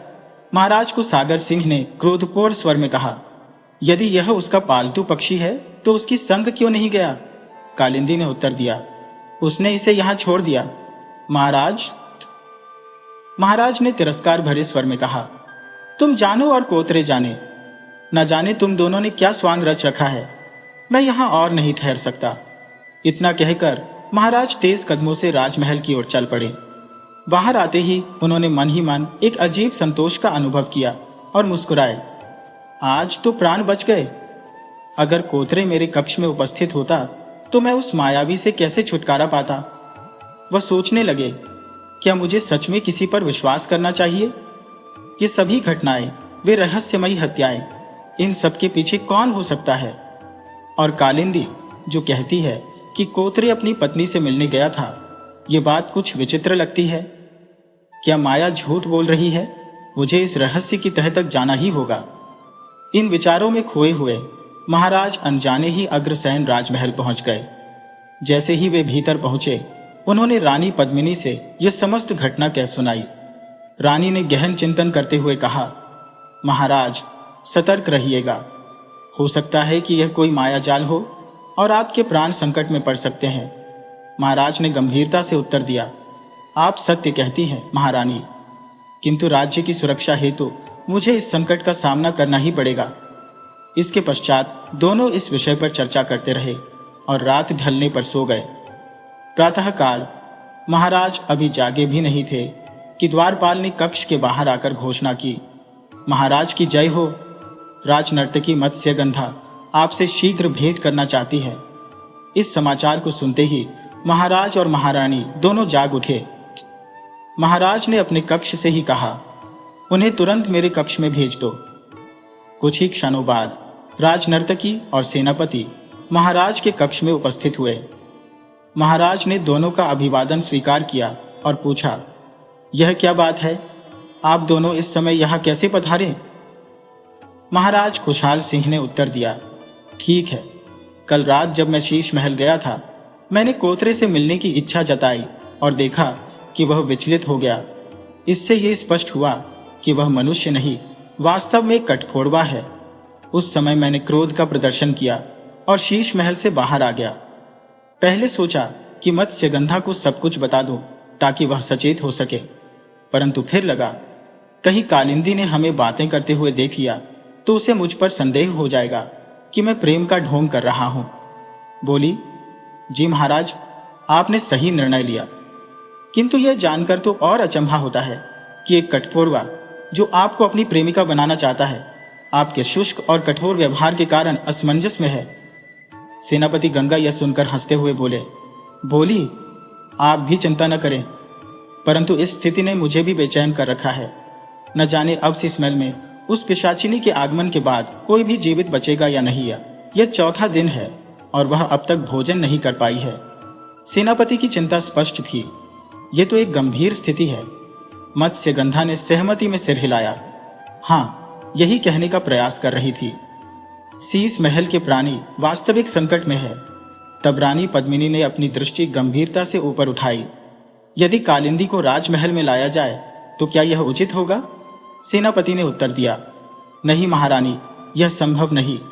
उस पर विश्वास करने के लिए हमारे पास कोई ठोस युक्ति नहीं है। रानी ने सुझाव दिया, तो हम उसकी गतिविधियों पर कड़ी नजर रख सकते हैं। सेनापति ने अपनी आवाज गंभीरता में डुबोते हुए कहा, महारानी, इतना बड़ा जोखिम उठाने की आवश्यकता नहीं है। रानी पद्मिनी सोच में पड़ गई।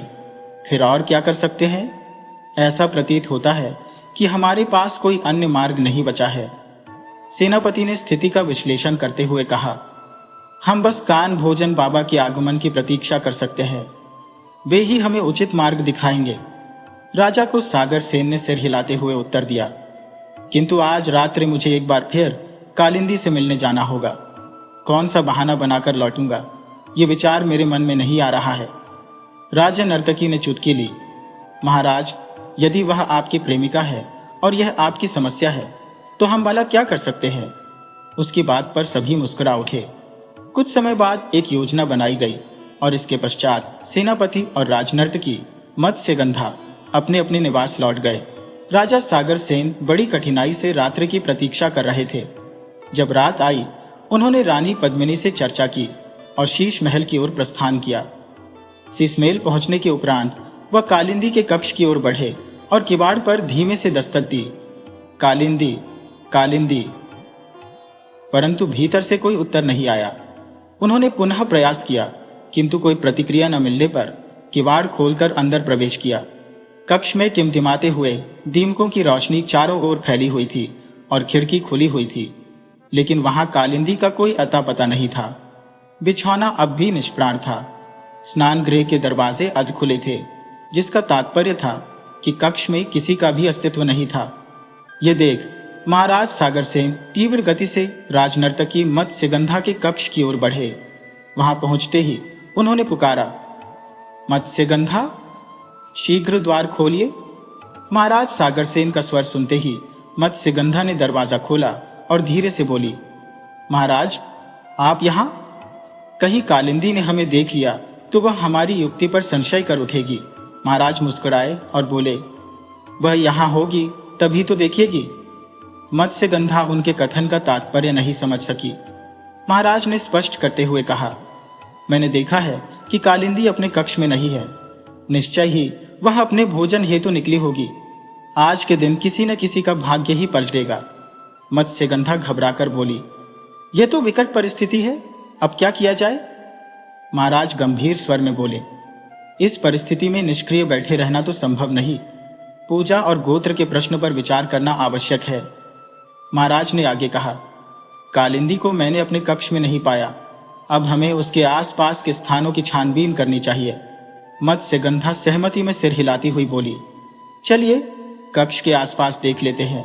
बिना विलंब किए वे दोनों साथ चल पड़े। कुछ दूर चलते ही गलियारे में उन्हें कालिंदी दिखाई दी। कालिंदी ने भी महाराज सागरसेन को मत्स्यगंधा के साथ देख लिया और उसे देखते ही ईर्ष्या से जल उठी, किंतु उसने मौन साध लिया और बिना कुछ कहे महाराज के समीप आकर पूछने लगी, आप कहाँ चले गए थे महाराज? मैंने आपके कक्ष में खोजा और जब आप वहां नहीं मिले तो राज नर्तकी से पूछने चली गई थी। महाराज बोले, मुझे कक्ष का सन्नाटा असहज लगने लगा था। बाहर का खुला आकाश ही मुझे स्वाभाविक लगता है, भीतर तो बस निरंतर बेचैनी सी अनुभव होती है। उनकी बात सुन महाराज क्षण भर रुक गए, फिर अपनी बात अधूरी छोड़कर कालिंदी की ओर मुड़ते हुए बोले, तो आखिरकार मैंने सोचा। लेकिन महाराज के इस रुके वाक्य ने कालिंदी को विचलित कर दिया और उसने तीव्रता से पूछा, क्या सोचा महाराज? आपने कुछ तो अनुमान लगाया होगा। महाराज सहजता से बोले, मैंने सोचा कि महल का जीवन तुम्हें प्रिय नहीं रहा और शायद तुम यहां से प्रस्थान करना चाहती होगी। यह सुनते ही कालिंदी ने प्रत्युत्तर दिया, महाराज, आपकी आज्ञा के बिना मैं यहां से बाहर कैसे जा सकती हूँ? इस पर महाराज ने शांत भाव से पूछा, मत्स्यगंधा कहाँ है? क्या वह अपने कक्ष में है? कालिंदी ने उत्तर दिया, महाराज, वह अपने कक्ष में ही होगी। मुझे अब गहरी नींद आ रही है, अतः मैं भी विश्राम करने जा रही हूँ। इतना कहकर वह अपने कक्ष की ओर चली गई, क्योंकि वह नहीं चाहती थी कि महाराज की योजनाओं में किसी प्रकार की विघ्न उत्पन्न हो। मत्स्यगंधा के जाने के उपरांत महाराज ने कालिंदी का हाथ पकड़कर धीरे से कहा, तुम्हारे इस प्रकार अदृश्य हो जाने से मैं अत्यधिक चिंतित हो गया था। यह सुन कालिंदी ने अपने हाथ को झटकते हुए एक क्रोधित स्वर में कहा, इसीलिए जब आपने मुझे अपने कक्ष में नहीं पाया तो आप मत्स्यगंधा के पास चले गए। मुझे सब ज्ञात है महाराज, आप मुझसे कोई सच्चा प्रेम नहीं करते। पुरुषों का स्वभाव ही ऐसा होता है, विवाह किसी से, स्नेह किसी और से और रासलीला किसी और से। पुरुषों पर भरोसा करना तो व्यर्थ है। महाराज गंभीरता से बोले, प्रिय, जो तुमने देखा वह वास्तविकता नहीं थी। मत्स्यगंधा तो प्रतिदिन अनेक पुरुषों के सम्मुख अपने नृत्य का प्रदर्शन करती है। कितने ही पुरुष उसे पाने की लालसा रखते हैं, परंतु मेरे हृदय में उसके लिए कोई स्थान नहीं। मुझे तो तुम्हारे जैसे गुणों से संपन्न, सुंदर और सौम्यता से ओतप्रोत संगिनी चाहिए। इस संसार में तुमसे अधिक योग्य कोई नहीं। कालिंदी ने शंकित स्वर में पूछा, आप सत्य कह रहे हैं महाराज? राजा सागर सेन ने अपनी बात को पुष्ट करते हुए कहा, प्रिय, यही सत्य है। आओ चलकर हम इस विषय पर और वार्ता करें। महाराज बोले, तो चलो उसके कक्ष में चलकर कुछ समय वार्ता कर लेते हैं। कालिंदी ने सहमति जताते हुए कहा, यदि आपकी यही इच्छा है तो अवश्य चलिए। दोनों कोतेरे के कक्ष की ओर बढ़े। महाराज ने किवाड़ों पर दस्तक दी। कोतेरे ने द्वार खोलकर आंखें मलते हुए कहा, महाराज, मैं तो गहरी नींद में था। महाराज ने हंसते हुए उत्तर दिया, कल तुम अंतर्धान हो गए थे, पर आज मैं तुम्हारे पास आया हूं। महाराज ने पूछा, क्या हम तुम्हारे कक्ष में प्रवेश कर सकते हैं? कोतेरे मुस्कुराया और बोला, महाराज, आपको अनुमति की क्या आवश्यकता? आपका स्वागत है। सभी भीतर आ गए और वार्तालाप करने लगे। कुछ समय पश्चात महाराज उठ खड़े हुए और बोले, अब मुझे राजमहल लौटना होगा। सेनापति सोमेश से उस हत्यारे के विषय में जानकारी लेनी है। कालिंदी ने चिंतित स्वर में कहा, महाराज, अभी तो आप आए ही थे। महाराज ने गंभीरता से उत्तर दिया, कालिंदी, राज्य की भलाई के लिए मुझे यह कर्तव्य निभाना होगा। अनमने मन से कालिंदी ने विदाई दी और महाराज ने मन ही मन मुस्कुराते हुए शीघ्रता से कक्ष से बाहर प्रस्थान किया। महाराज का उद्देश्य था यह देखना कि कहीं कालिंदी रात्रि में भोजन के लिए बाहर तो नहीं जाती। चलते हुए उनका ध्यान मार्ग के किनारे की एक झाड़ी पर गया, जहां पूर्णिमा का चांदनी प्रकाश फैल रहा था, जिससे दृश्य स्पष्ट दिख रहा था। झाड़ी के समीप कुछ हरकत देख उन्होंने अपनी तलवार निकाली और पास जाकर देखा तो वह दृश्य विचलित कर देने वाला था। सामने एक शव पड़ा था, जिसे देख महाराज के मन में कालिंदी के प्रति शंका उत्पन्न हो गई। उन्होंने तत्काल सेनापति रमेश को इसकी सूचना देने का निश्चय किया, लेकिन शव को छोड़ना भी उचित न था, क्योंकि कोई जंतु आकर उसे भक्षण कर सकता था। महाराज ने राजमहल लौटने का विचार छोड़ दिया और वहीं पर रात्रि बिताने का निश्चय किया।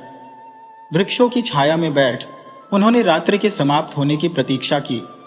ठंडी रात में बिना आग जलाए वहां ठहरना कठिन था, पर महाराज ने साहस से काम लिया और झाड़ियों के समीप ही बैठ गए, सतर्कता से हर दिशा में नजर रखते हुए, जैसे प्रातः का इंतजार ही उनके धैर्य की परीक्षा ले रहा हो। महाराज को वहां बैठे काफी समय हो चुका था, लेकिन उनकी आंखों में जागृति थी हालांकि नींद उन पर हावी हो रही थी। तभी सेनापति सोमेश उनके समीप आ पहुंचे। उन्होंने चिंतित स्वर में पूछा, महाराज, क्या आप कुशल हैं? महाराज ने हैरानी से कहा, हाँ, मैं ठीक हूं, पर तुम्हें कैसे पता चला कि मैं यहां हूं? सेनापति बोले, महाराज, रानी पद्मिनी ने एक सैनिक द्वारा संदेश भिजवाया था। आप अब तक राजमहल नहीं लौटे, जिससे वे चिंतित हो उठी। उसी समय मैंने आपकी खोज में यहां आने का निश्चय किया।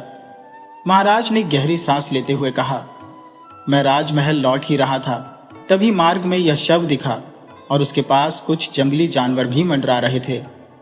मैंने अपनी तलवार से उन्हें भयभीत कर भगाया और शव की सुरक्षा हेतु ठहर गया। सेनापति ने हैरानी से पूछा, महाराज, इस शव में ऐसा क्या है जो इसकी इतनी सुरक्षा की आवश्यकता है? महाराज ने गंभीरता से कहा, जब मैं शीश महल में पहुंचा तो कालिंदी अपने कक्ष में नहीं थी। संदेह के कारण मैंने गंदा के कक्ष की ओर कदम बढ़ाए, जहां उसने बाहर घूमने का बहाना किया, लेकिन मुझे शंका थी कि वह किसी जीव का शिकार करने निकली होगी, और इस शव को देखकर मेरा संदेह विश्वास में बदल गया। सेनापति ने सिर झुकाते हुए कहा, यदि ऐसा है तो यह हमारे राज्य के लिए अत्यंत संकटपूर्ण है। महाराज ने चिंतन भरे स्वर में कहा, यह वही आदत है जो कालिंदी ने वनवास के दौरान निर्दोष प्राणियों का संहार करते समय प्रदर्शित की थी। उसका स्वभाव अब भी अपरिवर्तित है। सेनापति सहमत होते हुए बोले, आप सही कह रहे हैं महाराज। इस स्थिति में आगे क्या करना उचित होगा? महाराज ने विचारपूर्ण स्वर में कहा, हमें रात्रि भर यहां चौकसी रखनी होगी। सेनापति बोले, महाराज, मैंने उस सैनिक को संदेश दे दिया है कि वह कुछ अन्य सैनिकों को साथ लेकर शीघ्रता से यहां पहुंचे। वे थोड़ी देर में यहां आ जाएंगे। कुछ समय पश्चात सैनिक आ पहुंचे। महाराज ने आदेश दिया कि शव को राजमहल के विच्छेदन गृह में ले जाया जाए। सेनापति और महाराज साथ ही राजमहल की ओर लौट चले। वहां पहुंचते ही महाराज ने तुरंत राजवैद्य को बुलवाया ताकि शव की विस्तृत जांच की जा सके। राजवैद्य ने शव का निरीक्षण करते हुए चिंतित स्वर में कहा, महाराज, प्रथम दृष्टया ऐसा प्रतीत होता है किसी ने पहले इस प्राणी का रक्त निचोड़ लिया, फिर इसके हृदय को बाहर खींच लिया। इसके बाद इसे वन्य जीवों ने जैसे पूरी तरह उजाड़ दिया। राजवैद्य ने महाराज कुशाग्र से कहा कि नौसेनापति के सत्यापन के अभाव में राज्य में उनके प्रवेश की अनुमति नहीं दी जाएगी, और यह भी कि इस विषय पर किसी से कोई चर्चा न की जाए। महाराज के आदेश का पालन करते हुए राजवैद्य ने चंदन गृह से राजमहल की ओर प्रस्थान किया। अब महाराज ने सेना प्रमुख सोमेश के साथ कुछ समय तक विचार विमर्श किया और यह चर्चा उसके संभावित परिणामों की दिशा में आगे बढ़ी। कालिंदी स्वयं वह माया है जो तब तक रहस्यमयी बनी रहेगी जब तक कि काल, भोजन और बाबा यहां उपस्थित नहीं हो जाते। इसलिए हमें ऐसा कोई भी कदम नहीं उठाना चाहिए जिससे कालिंदी को हमारी योजना का अंदेशा हो। महाराज बोले, लेकिन आए दिन जो हत्याएं हो रही हैं, उन्हें कैसे रोका जाए? क्योंकि जैसे ही कालिंदी को भोजन की आवश्यकता होगी, एक और हत्या तो निश्चित ही होगी। सेनापति बोले, महाराज, आपकी बात सही है, परंतु मेरे मन में कोई उपाय नहीं सूझता। इस पर महाराज ने चिंतित होकर कहा, आप चिंता न करें सेनापति, मैं प्रातः तक कुछ सोच विचार कर आपको समाधान बताऊंगा। कुशाग्र सेहन ने कहा, जी सेनापति, मुझे आपसे इसी प्रकार की आशा है। इसके बाद सेनापति और महाराज दोनों राजमहल की ओर प्रस्थान कर गए। महाराज बोले, अब आप भी विश्राम कीजिए, मैं सुबह आपसे पुनः भेंट करूंगा। महाराज अपने कक्ष में विश्राम हेतु प्रस्थान कर गए। रानी पद्मिनी ने जब महाराज को देखा तो उनके हृदय में सजीवता जाग उठी। वह उनकी प्रतीक्षा में व्याकुल थी। महाराज ने रानी को संपूर्ण घटनाक्रम विस्तार से बताया और वार्तालाप के उपरांत दोनों विश्राम करने लगे। प्रातः काल का समय आया और समस्त दिन गंभीर विचारों में व्यतीत हुआ। सेनापति अब तक किसी उचित समाधान का संधान नहीं कर पाए थे। सायंकाल होते ही रात्रि के आगमन के साथ ही संपूर्ण महल भय की छाया में गिरने लगा। महाराज ने गंभीरता पूर्वक कहा, सागर सेना के गहन निरीक्षण का यही समय उपयुक्त होगा। इस पर सेनापति ने उत्तर दिया, महाराज, आज आधी रात के पश्चात हम इस गूढ़ रहस्य की ओर प्रस्थान करेंगे। मैं भी आपके साथ रहूंगा। आप महल के भीतरी हिस्सों में प्रवेश करें और मैं बाह्य क्षेत्रों का निरीक्षण करूंगा। महाराज ने स्वीकृति में सिर हिलाया और कहा, जैसा तुम उचित समझो। रात्रि का अर्धांश बीत चुका था और संपूर्ण महल गहरी निद्रा में लिप्त था। शीश महल के सभी सदस्य निद्रा के अधीन थे। अचानक कालाबाची अपनी शैया से उठी और कक्ष से बाहर निकल गलियारे में आ पहुंची। उसने एक एक कर सभी दीपकों को बुझाना आरंभ किया और फिर वह मत्स्यगंधा के कक्ष के समीप पहुंची। धीरे से पुकारा, मत्स्यगंधा, द्वार खोलो। जैसे ही मत्स्यगंधा ने द्वार खोला, कालाबाची प्रेमी के आभास में उसके समीप पहुंची और उसकी गर्दन थाम कर बोली, तू मेरे महाराज से प्रेम करने की धृष्टता कैसे कर सकती है? कालाबाची ने अपनी पकड़ कस ली। मत्स्यगंधा बोलने का प्रयास करती रही, परंतु शब्द उसके होठों तक नहीं पहुंच पा रहे थे। उसने मुक्त होने का बहुत प्रयास किया, किंतु व्यर्थ। कालाबाची उसे आंगन की वाटिका में ले आई और उसके स्वरूप की भयानकता से घिरी अंधियारी रात ने मत्स्यगंधा के प्राण हर लिए। कालाबाची को जब विश्वास हो गया कि मत्स्यगंधा अपनी व्यथा किसी को नहीं बता पाएगी, तब उसने उसे छोड़ा और गर्जना करते हुए कहा, मैं महाराज से प्रेम करती हूँ, तुझे कोई अधिकार नहीं है मेरे प्रेम में दखल देने का। मत्स्यगंधा की स्थिति ऐसी नहीं थी कि वह कुछ कह सके। उसने सांकेतिक भाषा में अस्वीकार किया कि वह महाराज से प्रेम करती है। उसकी मौन स्वीकृति पर कालाबाची गर्जी, झूठी कहीं की। कालबाजी से मत्स्यगंधा ने अस्फुट स्वर में कहा, मैं महाराज से प्रेम नहीं करती, यह सत्य है। इस पर कालबाजी ने तीखी दृष्टि से प्रश्न किया, फिर उस रात्रि तू उनकी प्रतीक्षा में क्यों थी?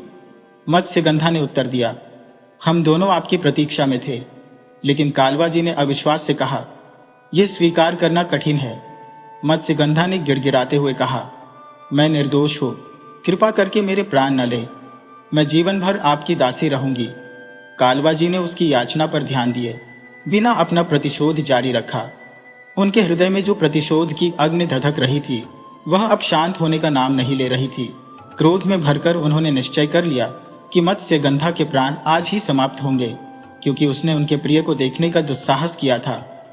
मत्स्यगंधा ने फिर से गिड़गिड़ाते हुए प्रार्थना की, मुझे क्षमा करे, मैं किसी से कुछ नहीं कहूंगी।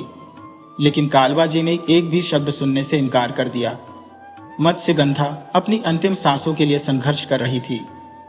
कालबाजी ने उसे ममता रहित होकर उठाया और उसे आसमान की ओर उछाल दिया। वह जमीन पर गिरकर बुरी तरह घायल हो चुकी थी, फिर भी जीवित थी। कालबाजी पुनः नीचे आई और उस पर उपहास करते हुए कहा, इस दंड से तुम्हें संतोष हुआ? मत्स्यगंधा इतनी निर्बल हो चुकी थी कि उत्तर देने का सामर्थ्य भी नहीं बचा था। उसकी आंखों से आंसू बह रहे थे और कपाल से रक्त प्रवाहित हो रहा था। उसने आंखों के संकेत से दया की याचना की, किंतु कालबाजी के कानों में कोई भी करुणा सुनाई नहीं देती थी। कालबाजी ने अपनी मुट्ठी को कसकर बंद किया और अपनी शक्ति से मत्स्यगंधा का रक्त खींचने लगी। अब उसकी आंख, नाक और मुंह से रक्त बहने लगा था। मत्स्यगंधा दर्द से छटपटाने लगी, पर कालबाजी का क्रोध अविचलित रहा। उन्होंने मत्स्यगंधा का संपूर्ण रक्त खींच लिया और उसे एक बार फिर वायु में उछाल दिया। जब मत्स्यगंधा का निर्जीव शरीर धरती पर आ गिरा, कालबाजी उसके पास आई और उसके शरीर से हृदय निकाल लिया। इसके पश्चात उन्होंने अपने स्वरूप को परिवर्तित किया और पुनः कालिंदी का रूप धर लिया। अपने कक्ष में जाकर वह शांति से अपने बिछावन पर लेट गईं। रात का अर्धांश बीत चुका था। अब महाराज सागरसेन और सेनापति के साथ शीश महल की ओर बढ़े। कुछ ही समय में वे दोनों शीश महल के मुख्य द्वार पर पहुंच गए और वहां रुककर आपस में मंथन करने लगे। सेनापति ने गहरी आवाज में कहा, महाराज, क्यों ना हम शीश महल के आंगन में उस ओर बढ़ें जहां से कालिंदी के कक्ष की खिड़की का दृश्य मिल सके। इससे हम देख सकेंगे कि कालिंदी अपने बिछौने पर है या नहीं। महाराज ने सहमति जताते हुए कहा, सच कहा सेनापति, मुझे भी यही उपयुक्त लगता है, लेकिन उसके कक्ष तक पहुंचने के लिए हमें महल के आंगन से होकर गुजरना पड़ेगा। सेनापति ने उत्तर दिया, कोई बात नहीं महाराज, थोड़ी देर अवश्य लगेगी, परंतु इससे हमें यह तो निश्चित हो ही जाएगा कि कालिंदी अपने कक्ष में है या नहीं। महाराज ने कहा, आपका विचार तर्क संगत है, चलिए फिर प्रतीक्षा किस बात की? इस पर सेनापति ने तुरंत सहमति देते हुए कहा, हाँ महाराज, चलिए आंगन की ओर चलते हैं। वे दोनों शीश महल के आंगन की ओर बढ़ चले। जैसे ही वे आंगन में पहुंचे, उनकी नजर किसी अज्ञात व्यक्ति पर पड़ी जो धरती पर अचेत पड़ा था, परंतु घने अंधकार में उसके चेहरे की पहचान कर पाना कठिन था, क्योंकि सभी मशालें कालिंदी द्वारा बुझा दी गई थी। सेनापति ने उस अज्ञात व्यक्ति की नाड़ी की जांच की और पाया कि वह अब जीवित नहीं था। तब सेनापति ने गंभीर स्वर में कहा, महाराज, ऐसा प्रतीत होता है कि आज कालिंदी ने किसी निर्दोष का वध कर दिया है। मैंने इस मृत शरीर की नाड़ी टटोली और महसूस किया कि यहाँ केवल हड्डियों का ढांचा शेष है। प्रतीत होता है कि इस मृतक का मांस और रक्त मानो चूस लिया गया हो। मैं यहाँ इस शव के पास पहरा देता हूँ। यदि आप यहीं ठहरे तो आपको किसी संकट में डालने का खतरा है। कृपया मुख्य द्वार पर जाकर वहां रखी मशाल ले आइए, किंतु द्वारपालों से कोई संवाद मत कीजिएगा। मैं तब तक यहाँ इस मृतक की रक्षा करता हूँ। महाराज सागर सेन ने कहा, मैं इस मृत शरीर के पास रहो तो बेहतर होगा। लेकिन स्वामी ने विनम्रता से उत्तर दिया, नहीं महाराज, मैं इतने जोखिम में आपको नहीं डाल सकता। आपके प्राण अनमोल है, ये कार्य मुझ पर छोड़ दें। सागर सेन के पास अस्वीकार का समय नहीं था, अतः वे शीश महल के मुख्य द्वार की ओर तेजी से बढ़े और मशाल लेकर शीघ्रता से लौट आए। मशाल की रोशनी में जब सेनापति और महाराज ने उस मृत देह का चेहरा देखा तो पहचान कर चौंक उठे। वह राज नर्तकी मत्स्यगंधा थी। दोनों सोच में पड़ गए कि इस अमानवीय कृत्य का दोषी कौन है। तब महाराज ने ठहर कर कहा, सेनापति, मुझे संदेह है कि यह कृत्य कालिंदी का है। पिछली रात मैंने उसे मत्स्यगंधा के साथ देखा था और संभवतः उसी ने मत्स्यगंधा को दंडित कर इस दुर्दशा में पहुंचा दिया है। सेनापति ने पुष्टि में कहा, महाराज, अब तो यह निस्संदेह प्रतीत होता है कि हत्याओं के पीछे कालिंदी का ही हाथ है। महाराज ने सहमति जताई, आप सही कह रहे हैं। अब मैं द्वारपालों से कहकर सैनिकों को बुलवाता हूं ताकि शीश महल की घेराबंदी की जा सके।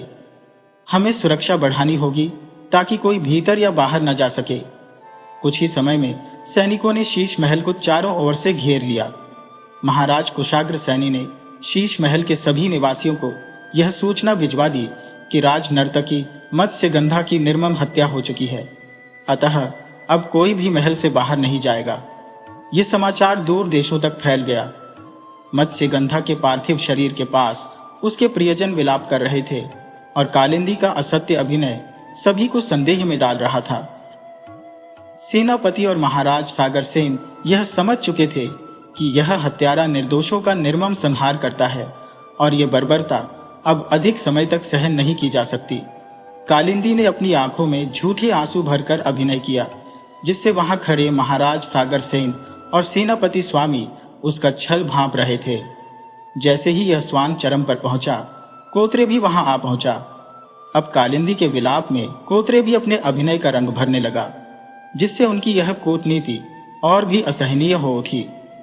महाराज सागर सेन के लिए यह झूठा अभिनय असह्य था और उन्होंने तुरंत सैनिकों को आदेश दिया कि वे मत्स्यगंधा के पार्थिव शरीर को अंतिम संस्कार हेतु श्मशान ले जाए। महाराज के आदेश देते ही एक स्त्री वहां रोते हुए पहुंची। वह देवसेना थी, जो अपनी प्रिय सखी के आकस्मिक निधन पर विलाप कर रही थी। महाराज ने उसके निकट जाकर कहा, देवसेना, शोक में इतना मत डूबो। तुम्हारी सखी अब अनंत यात्रा पर निकल चुकी है। संभवतः विधाता ने उसके जीवन की अवधि इतनी ही निश्चित की थी। देवसेना ने रूंधे स्वर में उत्तर दिया, किंतु स्वामी, आप ही बताइए कि मैं स्वयं को कैसे संभालूं। वह मेरी अति प्रिय सखी थी, हमारे पिताश्री के राज्य की राजनर्तकी थी। हम बचपन से एक साथ पले बड़े थे। उसका इस प्रकार अचानक जाना मेरे हृदय को छिन्न भिन्न कर रहा है। सेनापति ने सहानुभूति से कहा, देवसेना, मैं तुम्हारी वेदना को समझ सकता हूं। मत्स्यगंधा की निर्मम हत्या ने हम सभी को आहत किया है। देवसेना ने उदासी से कहा, स्वामी, मैं आपकी और सबके मन की पीड़ा समझती हूं, लेकिन इतने प्रयत्नों के बाद भी वह क्रूर हत्यारा अब तक पकड़ा क्यों नहीं गया? उसने सेनापति से प्रश्न किया। सेनापति ने उत्तर दिया, हमारे प्रयास जारी हैं देवी। तभी महाराज सागर सेन ने धीमे स्वर में देवसेना से कहा, देवी देवसेना, मुझे भी इस दुख का आभास है। हमारे सभी प्रयास असफल रहे थे, किंतु अब उस क्रूर हत्यारे ने सभी मर्यादाएं तोड़ दी हैं अब वह बचकर नहीं निकल सकता। देवी देवसेना ने दृढ़ स्वर में कहा, मुझे भी आप सबसे यही उम्मीद है, महाराज ने गहरी आवाज में कहा। महाराज की इस बात पर कालिंदी और कोतरी के चेहरों पर चिंता की लहरें दौड़ गईं, जिसे छिपाने के लिए वे अपने अपने कक्ष में चली गईं। अब महाराज ने सागर सेना के सैनिकों को आदेश दिया कि राज नर्तकी के पार्थिव शरीर को शांति स्थल तक पहुंचाया जाए। महाराज के इस आदेश पर सैनिकों ने राज नर्तकी के शरीर को लेकर प्रस्थान किया और उन सैनिकों के पीछे पीछे अन्य लोग भी चल पड़े। अंततः राज नर्तकी का अंतिम संस्कार विधिपूर्वक किया गया। स्नान, ध्यान और शुद्धि प्रक्रिया के बाद जब महाराज सागर सेन और सेनापति उमेश महल में पहुंचे तो वहां महारानी पद्मनी और सेनापति उमेश की पत्नी देवसेना पहले से ही उपस्थित थी। साथ में महाराज की 8 वर्षीय पुत्री भैरवी और सेनापति सोमेश का 10 वर्षीय पुत्र मेराज महल के प्रांगण में खेल रहे थे। जैसे ही महाराज ने अपनी पुत्री भैरवी को देखा, उनका मन उल्लास से भर उठा और वे मुस्कुराते हुए बोले, मेरी पुत्री आ गई। भैरवी ने उत्तर में कहा, जी पिताश्री, मैं आ गई और इस यात्रा का अनुभव बहुत सुखद रहा। उसने बताया कि मामा श्री के विवाह में छोटी मां देवसेना ने उसका विशेष ध्यान रखा। भैरवी ने आगे हंसते हुए कहा, मुझे ऐसा लगा मानो वे ही मेरी मां है और हमारा स्नेह देखकर शालू ईर्ष्या कर रही थी। तभी अचानक महाराज से कहा गया, अब आप ही बताइए, यदि मेरी मां इसे मुझसे अधिक प्रेम करेगी तो क्या मुझे ईर्ष्या नहीं होगी? सागर सेन ने अचल की ओर सहानुभूति दिखाते हुए कहा, अचल की बात में कुछ सच्चाई है। महाराज ने मुस्कुराते हुए कहा, अरे पिताश्री, आप तो मेरे पिता हैं, अचल का पक्ष क्यों ले रहे हैं? महाराज ने शांतिपूर्वक कहा, ठीक है बाबा, अब अचल का पक्ष नहीं लूंगा। इसी बीच सेनापति सोमेश ने अचल को पुकारा, पुत्र, इतने समय से तुम्हें अपने पास नहीं बिठाया, आओ मेरे पास। अचल उनके पास आया तो सोमेश ने उसे हृदय से लगा लिया।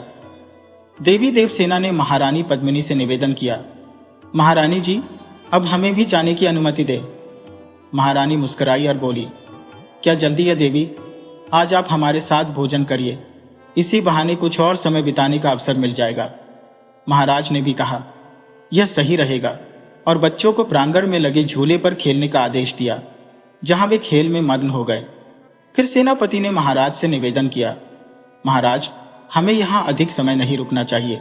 मेरा मानना है कि कालिंदी यही चाहती है कि हम यहां रुकें और उसकी चाल सफल हो। हमें उसके हर कदम पर कड़ी नजर रखनी होगी। सुझाव है कि 5 दिन बाद मत्स्यगंधा की आत्मा की शांति हेतु यज्ञ किया जाए, ताकि कोई अनहोनी न हो और कालिंदी को अपने षड्यंत्र में कामयाब होने का मौका न मिले। रानी पद्मिनी ने सहमति में सिर हिलाते हुए कहा, गणपति जी की यह योजना सर्वोत्तम है। इससे कालिंदी का पतन भी संभव है और हम उसे बंधक बना सकेंगे। महाराज ने गंभीरता से कहा, सत्य है, यह योजना ही सफलता दिला सकती है, किंतु सतर्कता से कदम बढ़ाना होगा। सेनापति ने कहा, इस योजना में यह सुनिश्चित करना आवश्यक है कि कालिंदी महल के बाहर न जा सके, अन्यथा यदि उसने किसी की हत्या कर दी और उसका हृदय कालिंदी को चढ़ा दिया तो हमारी योजना विफल हो जाएगी। महाराज ने गंभीरता से सिर हिलाया और सेनापति को शीश महल की ओर शीघ्र प्रस्थान करने का आदेश दिया। साथ ही उन्होंने देवी देवसेना और महारानी को भी साथ में ही रहने का सुझाव दिया। कालिंदी जैसी मायावी स्त्री पर विश्वास करना उचित नहीं, ये कहकर महाराज ने समझाया, इस समय हमें कोई खतरा नहीं उठाना चाहिए, हम सभी को एकजुट रहना चाहिए। महारानी पद्मिनी ने शांत स्वर में कहा तो देवसेना ने उन्हें आश्वस्त करते हुए कहा, आप निश्चिंत रहें महाराज, अचल और मैं महारानी के कक्ष में ही रहेंगे। महाराज ने सिर हिलाते हुए कहा, ठीक है, हमारे जाने का समय हो गया है, तुम दोनों भोजन की चिंता मत करना, हम शीश महल में ही भोजन कर लेंगे। इतना कहकर महाराज और सेनापति गहरे विचारों में डूबे महल की ओर चल पड़े। दूसरी ओर कालवाची और कोतरा कालवाची के कक्ष में बैठकर गहन चर्चा में लीन थे। कालवाची चिंतित स्वर में बोला, कहीं ऐसा तो नहीं कि महाराज को हम पर शक हो गया हो? कोतरा बोली, मुझे तो कुछ असामान्य नहीं लगा, महाराज का व्यवहार बिल्कुल सामान्य ही प्रतीत हुआ। आखिर किसी भी राज्य का राजा राजनर्तकी की हत्या के बाद ऐसी ही सतर्कता बरतेगा। कालबाची ने संदेहपूर्वक पूछा, तो फिर महाराज ने महल पर इतना कड़ा पहरा क्यों लगा रखा है? कोतरा बोली, यह साधारण बात है। अगर शीशमेल में किसी की हत्या हुई है तो राजा का दायित्व है कि वह हत्यारे को पकड़ने का प्रयास करे। इसमें किसी विशेष संदेह का कारण नहीं दिखता। कालबाची ने हताशा में कहा, तुम नहीं समझती। यदि महाराज को यह पता चल गया कि उन हत्याओं में मेरा हाथ है तो परिणाम भयंकर होंगे। कोतरा ने गहरी सांस लेते हुए कहा, अब तुम किसी भी तरह का उत्तर न दो और शीशमेल के बाहर न जाओ। तुम्हारी हर हरकत पर नजर रखी जा रही है। कालबाची घबराकर बोली, तो अब मेरा क्या होगा? मैं भोजन के बिना कैसे रह पाऊंगी? कोतरा ने उसे ढांढस बंधाते हुए कहा, तुम उसकी चिंता न करो, मैं तुम्हारे भोजन का प्रबंध कर दूंगा। कालबाची चिंतित स्वर में बोली, परंतु अगर तुम बाहर गए और किसी ने तुम्हें देख लिया तो क्या होगा? कोतरा मुस्कुराते हुए बोला, तुम भूल रही हो कि मैं एक कठफोड़वा भी बन सकता हूं। कठफोड़वा के रूप में कोई भी मेरी पहचान नहीं कर सकेगा। यह सुनकर कालबाची बोली, मैं कितनी भाग्यशाली हूं कि तुम जैसे मित्र का साथ मुझे मिला, जो मेरे लिए अपने प्राणों का संकट उठा सकता है। कोतरा ने मुस्कुराकर कहा, मित्रता की है तो निभानी भी होगी। कोतरा के प्रति अपने विश्वास को प्रकट करते हुए कालबाची ने कहा, तुम कभी भी मेरा साथ मत छोड़ना। कोतरा ने मुस्कुराते हुए उत्तर दिया, तुम निश्चिंत रहो प्रिय सखी, मैं सदैव तुम्हारे साथ रहूंगा। कोतरा की बात सुनकर कालबाची का हृदय पिघल गया और उसने कहा, जब तक मैं तुम्हें नहीं मिली थी तब तक मुझे सच्चे साथी का अर्थ ही नहीं पता था, किंतु तुमसे मिलकर मुझे ऐसा महसूस हुआ कि मेरे जीवन का रिक्त स्थान भर गया है। अब मैं अपनी सभी चिंताएं, दुख और सुख तुमसे साझा कर सकती हूँ। तुम्हारे साथ रहते हुए मैं निश्चिंत महसूस करती हूँ, मानो तुम मेरी ढाल बनकर हर कठिनाई में मेरा मार्गदर्शन करोगे। कोतरा ने गंभीर स्वर में कहा, तुम मुझ पर पूरा भरोसा कर सकती हो। मैं वचन देता हूं कि चाहे प्राण भी त्यागने पड़े, मैं तुम्हें कभी अकेला नहीं छोड़ूंगा। कालबाची की आंखों में संतोष की चमक आ गई और उसने पूछा, क्या सच में कोतरा, तुम हमेशा मेरे साथ रहोगे? कोतरा ने मुस्कान बिखेरते हुए उत्तर दिया, हाँ कालबाची, अब हम दोनों हर विषम परिस्थिति का सामना साथ करेंगे, चाहे हालात कितने ही विपरीत क्यों न हो। इस संवाद के बीच उनकी हंसी और सुकून की हल्की लहर बह रही थी। दोनों एक दूसरे की उपस्थिति में खुशी महसूस कर रहे थे, परंतु उनकी यह गहन बातचीत किसी की नजर से बच नहीं सकी। एक चतुर तोता, जो सेनापति सोमेश द्वारा गुप्त रूप से नियुक्त किया गया था, खिड़की के पास छिपा सब सुन रहा था। सेनापति ने सोचा था कि यदि किसी मनुष्य को कालबाची की जासूसी पर लगाया जाए तो वह पकड़ा जा सकता है और कालबाची उस पर शक कर सकती है। इसलिए उसने एक पक्षी का सहारा लिया ताकि कालबाची का ध्यान उसकी ओर न जाए। तोते ने कोतरा और कालबाची के बीच हो रही हर बात को ध्यानपूर्वक सुना और फिर उड़कर सेनापति के पास पहुंचा। उसने अपनी सुनी हुई सभी बातें विस्तार से सेनापति को सुना दी। तोते की रिपोर्ट सुनने के बाद सेनापति तुरंत महाराज सागर सेन के पास पहुंचा और सारी बातें उन्हें बता दी। सारी स्थिति जानने के बाद महाराज ने गंभीरता से कहा, सेनापति, अब हमें कालबाची और कोतरा पर कड़ी नजर रखनी होगी। सेनापति ने सहमति जताई। जी महाराज, मैं भी यही सुझाव देने वाला था। उस रात से ही कालबाची और कोतरा की हर गतिविधि पर पैनी नजर रखी जाने लगी ताकि उनकी किसी भी चाल का पर्दाफाश किया जा सके। महाराज को सागर सेन और सेनापति निरंतर शीश महल में ही निवास करने लगे थे। अपने व्यक्तिगत आवासों को लौटने की आवश्यकता उन्होंने त्याग दी थी। अब एक थका हुआ कठफोड़वा ही उनका रूप स्वरूप बन चुका था, क्योंकि कालबाजी ने उन्हें मानव रूप में परिवर्तित करना उचित नहीं समझा। इसके पीछे कारण यह था कि वह नहीं चाहती थी कि उसकी भांति ही वह भी अपने कक्ष से बाहर निकले। अगर वह बाहर निकलता तो राजा सागर सेन कालबाजी के विषय में उससे जिज्ञासाएं करते और यह बात उसे उचित प्रतीत नहीं होती थी। इसी कारण उसने भी स्वयं को मानव रूप में परिवर्तित करने के लिए कालबाजी से आग्रह नहीं किया। इस प्रकार 3 दिवस बीत गए और अब कालबाजी का शरीर क्षीण होने लगा। पहले उनके कंधों का संकुचन आरंभ हुआ, जिसे वह वस्त्रों के सहारे ढक लेती थी। चौथे दिन कालबाजी के बालों का रंग श्वेत होने लगा और वह गंभीर चिंताओं में डूबने लगी। इन दिनों उन्होंने अपने कक्ष से बाहर कदम रखना भी बंद कर दिया। 5वें दिन उनका शरीर इतना कमजोर हो चुका था कि वह अपने बिस्तर से उठने में असमर्थ थी। उनकी इस स्थिति ने महाराज को चिंतित कर दिया। अपने मन में महाराज ने विचार किया कि अब किसी भी प्रकार से किसी प्राणी का हृदय कालवा जी के जीवन हेतु अर्पण करना अनिवार्य हो गया है। यदि गोदरेज उचित समय पर कोई मानव हृदय कालवा जी के लिए नहीं ला सका तो वह शक्तिहीन होकर अपनी समस्त शक्तियां खो देंगी। यदि ऐसा हुआ तो राजा सेन को यह स्पष्ट हो जाएगा कि कालवा जी का दोष नहीं है और उनकी दृष्टि में वह निर्दोष सिद्ध होंगी। इसी चिंता के साथ महाराज ने रात के समय कालवा जी के लिए भोजन प्रबंध की योजना बनाई और कक्ष की खिड़की से बाहर निकल गए। उनकी गतिविधियों का आभास होते ही गुप्तचर हीरामन ने इस समस्त समाचार सेनापति को अविलंब पहुंचा दिया। सेनापति सोमेश, जो इसी अवसर की प्रतीक्षा कर रहे थे कि कब कालवा जी दुर्बल हों और वे अपने मंसूबों को पूर्णता तक पहुंचा सकें, तत्पर हो गए। यह समाचार था कि महाराज के तातश्री के मित्र बाबा कालभुजन राज्य में आगमन कर चुके थे। इस बात को सेनापति सोमेश ने महाराज कुशाग्र सेन से अब तक छुपा रखा था।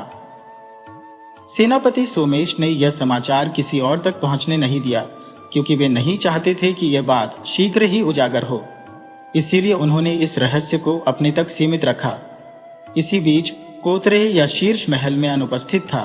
तब सेनापति सीधे महाराज के पास पहुंचे और उन्हें बताया कि अब कालवा जी इतनी दुर्बल हो चुकी है कि वे अपनी रक्षा भी नहीं कर सकती। उनका शरीर अत्यंत कमजोर हो चुका है और अब वह किसी भी प्रकार की शक्ति का उपयोग करने में सक्षम नहीं रही। सेनापति की बात सुनकर महाराज कुशाग्र सेन बोले, किंतु जब तक बाबा कालभुजन यहाँ नहीं आते हमें प्रतीक्षा करनी होगी। इस पर सेनापति ने उत्तर दिया, महाराज वे आ चुके हैं।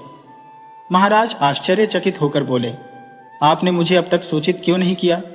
सेनापति ने नम्रता से कहा, महाराज मैं इस बात को कुछ समय तक ही गुप्त रखना चाहता था। महाराज ने आगे पूछा, अब हमारी अगली योजना क्या होगी? इस पर सेनापति ने कहा, महाराज यही कारण है कि मैं यहाँ उपस्थित हुआ हूँ। अब हमें बिना किसी विलंब के कालवा जी को समाप्त करना चाहिए। यदि उन्होंने बाहरी सहायता से किसी और का हृदय प्राप्त कर लिया तो वे अपनी पूर्व की भांति शक्तिशाली हो जाएंगी। उनकी पुनः प्रबलता बैतालिक राज्य पर संकट ला सकती है।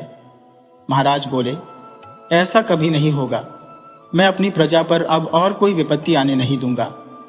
कालवा जी ने निर्दोष प्राणियों की बलि ली है और अब समय आ चुका है कि उन्हें उनके कर्मों का दंड मिले। सेनापति ने कहा, महाराज कृपया प्रतीक्षा करें, मैं बाबा कालभुजन को शीघ्र ही लेकर उपस्थित होता हूँ। तत्पश्चात महाराज के आदेश पर सैनिक ने कालवा जी के बिछाने की जांच की तो वहां कुछ भी नहीं पाया। कालवा जी ने एक बड़ी तकिया पर वस्त्र ओढ़ा रखा था, जिससे ऐसा आभास होता था कि वहां कोई लेटा हुआ है। जब बिछाने पर किसी का भी अस्तित्व नहीं मिला तो महाराज स्तब्ध रह गए और विचार करने लगे कि कालवा जी, जो अब इतनी असहाय अवस्था में थी, कहाँ जा सकती है। उनके पास अभी भी थोड़ी शक्ति थी, परंतु वे उनका उपयोग नहीं कर पा रही थी। तभी अचानक एक सैनिक की दृष्टि कक्ष की छत पर पड़ी। यह दृश्य देखकर उसके मुंह से चीख निकल गई। उसकी चीख से सभी का ध्यान छत की ओर गया, जहां उन्होंने देखा कि कालवा जी किसी दीवार पर चिपकी छिपकली की भांति छत से चिपकी हुई थी। महाराज ने देखा कि अब कालवा जी का सौंदर्य पूर्णतः लुप्त हो चुका था। उनकी त्वचा पीली और निष्प्राण हो चुकी थी और उनके घने काले बाल अब सफेद हो चुके थे। उनकी अवस्था वृद्धावस्था की चरम सीमा पर थी। महाराज ने मन ही मन निश्चय किया, अब कालवा जी का समय समाप्त हो चुका है और अब इन्हें बिना किसी कठिनाई के बंदी बनाया जा सकता है। ऐसे भयावह दृश्य को देखकर वहां उपस्थित सभी सैनिक भय से कांप उठे। हालांकि महाराज ने अपने धैर्य को कायम रखा और अपनी तीव्र बुद्धि का उपयोग करते हुए एक चतुर योजना बनाई। उन्हें समझ में आ गया था कि अब कालवा जी को छत से नीचे लाने के लिए एक भावनात्मक छल करना आवश्यक हो गया है। शायद उनकी कोमल बातों से कालवा जी का कठोर हृदय पिघल जाए और वह अपनी भावनाओं को व्यक्त करते हुए नीचे उतर आए। उस क्षण में महाराज ने बड़े ही दुखी स्वर में कहा, कालिंदी, अब हम सभी जान चुके हैं कि मैं कालवाची हूं और तुम ही उन सभी हत्याओं के लिए उत्तरदायी हो। लेकिन यदि तुम अपने अपराध को स्वीकार कर लोगी तो मैं तुम्हें कोई दंड नहीं दूंगा। तुमने मेरे साथ छल किया है। मैं तुमसे प्रेम करता था और तुमने मुझसे धोखा किया। मुझे तुमसे इस प्रकार की अपेक्षा नहीं थी कालिंदी। तुमने मेरे हृदय को बहुत आहत किया है और इसका यही अर्थ है कि तुम मुझसे सच्चा प्रेम नहीं करती थी। तुमने मेरे अमूल्य प्रेम का केवल मजाक बनाया है। महाराज के इन शब्दों ने कालवा जी के हृदय को गहराई से विचलित कर दिया।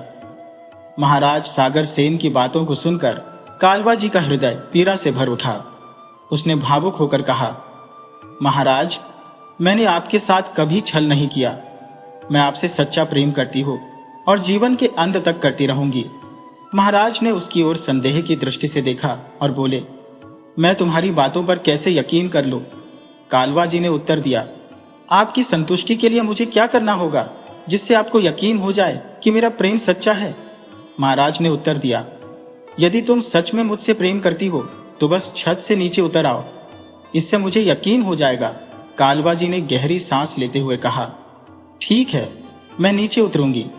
यदि मेरा प्रेम सच्चा है तो क्या आप मुझे दंडित नहीं करेंगे? महाराज ने गंभीरता से कहा, यदि तुम नीचे उतरती हो तो मैं तुम्हें क्षमा कर दूंगा। कालवा जी को महाराज की बातों पर विश्वास हो गया और वह धीरे धीरे अपने कक्ष से नीचे उतरने लगी। जैसे ही वह नीचे आई, महाराज ने पहले से बिछाई गई जाल को कालवा जी पर फेंकवा दिया और उसे कैद करवा दिया। काल भोजन, जो एक शक्तिशाली तांत्रिक था, अपनी सिद्धियों से कालवा जी को एक बोतल में बंद कर समुद्र में फेंकवा दिया, जिससे उसकी शक्तियों का अंत हो गया। इस बीच कालवा जी का एक सेवक, जो कठफोड़वा के रूप में था, मदद की आस में भटकता रहा। जब वह महल में पहुंचा, सैनिक पहले से ही उसकी घात में बैठे थे। जैसे ही वह कक्ष में दाखिल हुआ, सैनिकों ने उस पर जाल डाल उसे भी समाप्त कर दिया। इस प्रकार महाराज सागर सेन ने अपने राज्य और जनता की रक्षा की और उनके साहस की गाथा चारों ओर गूंज उठी। राज्य की जनता ने महाराज की जय जयकार करते हुए उनके प्रति अपना सम्मान प्रकट किया।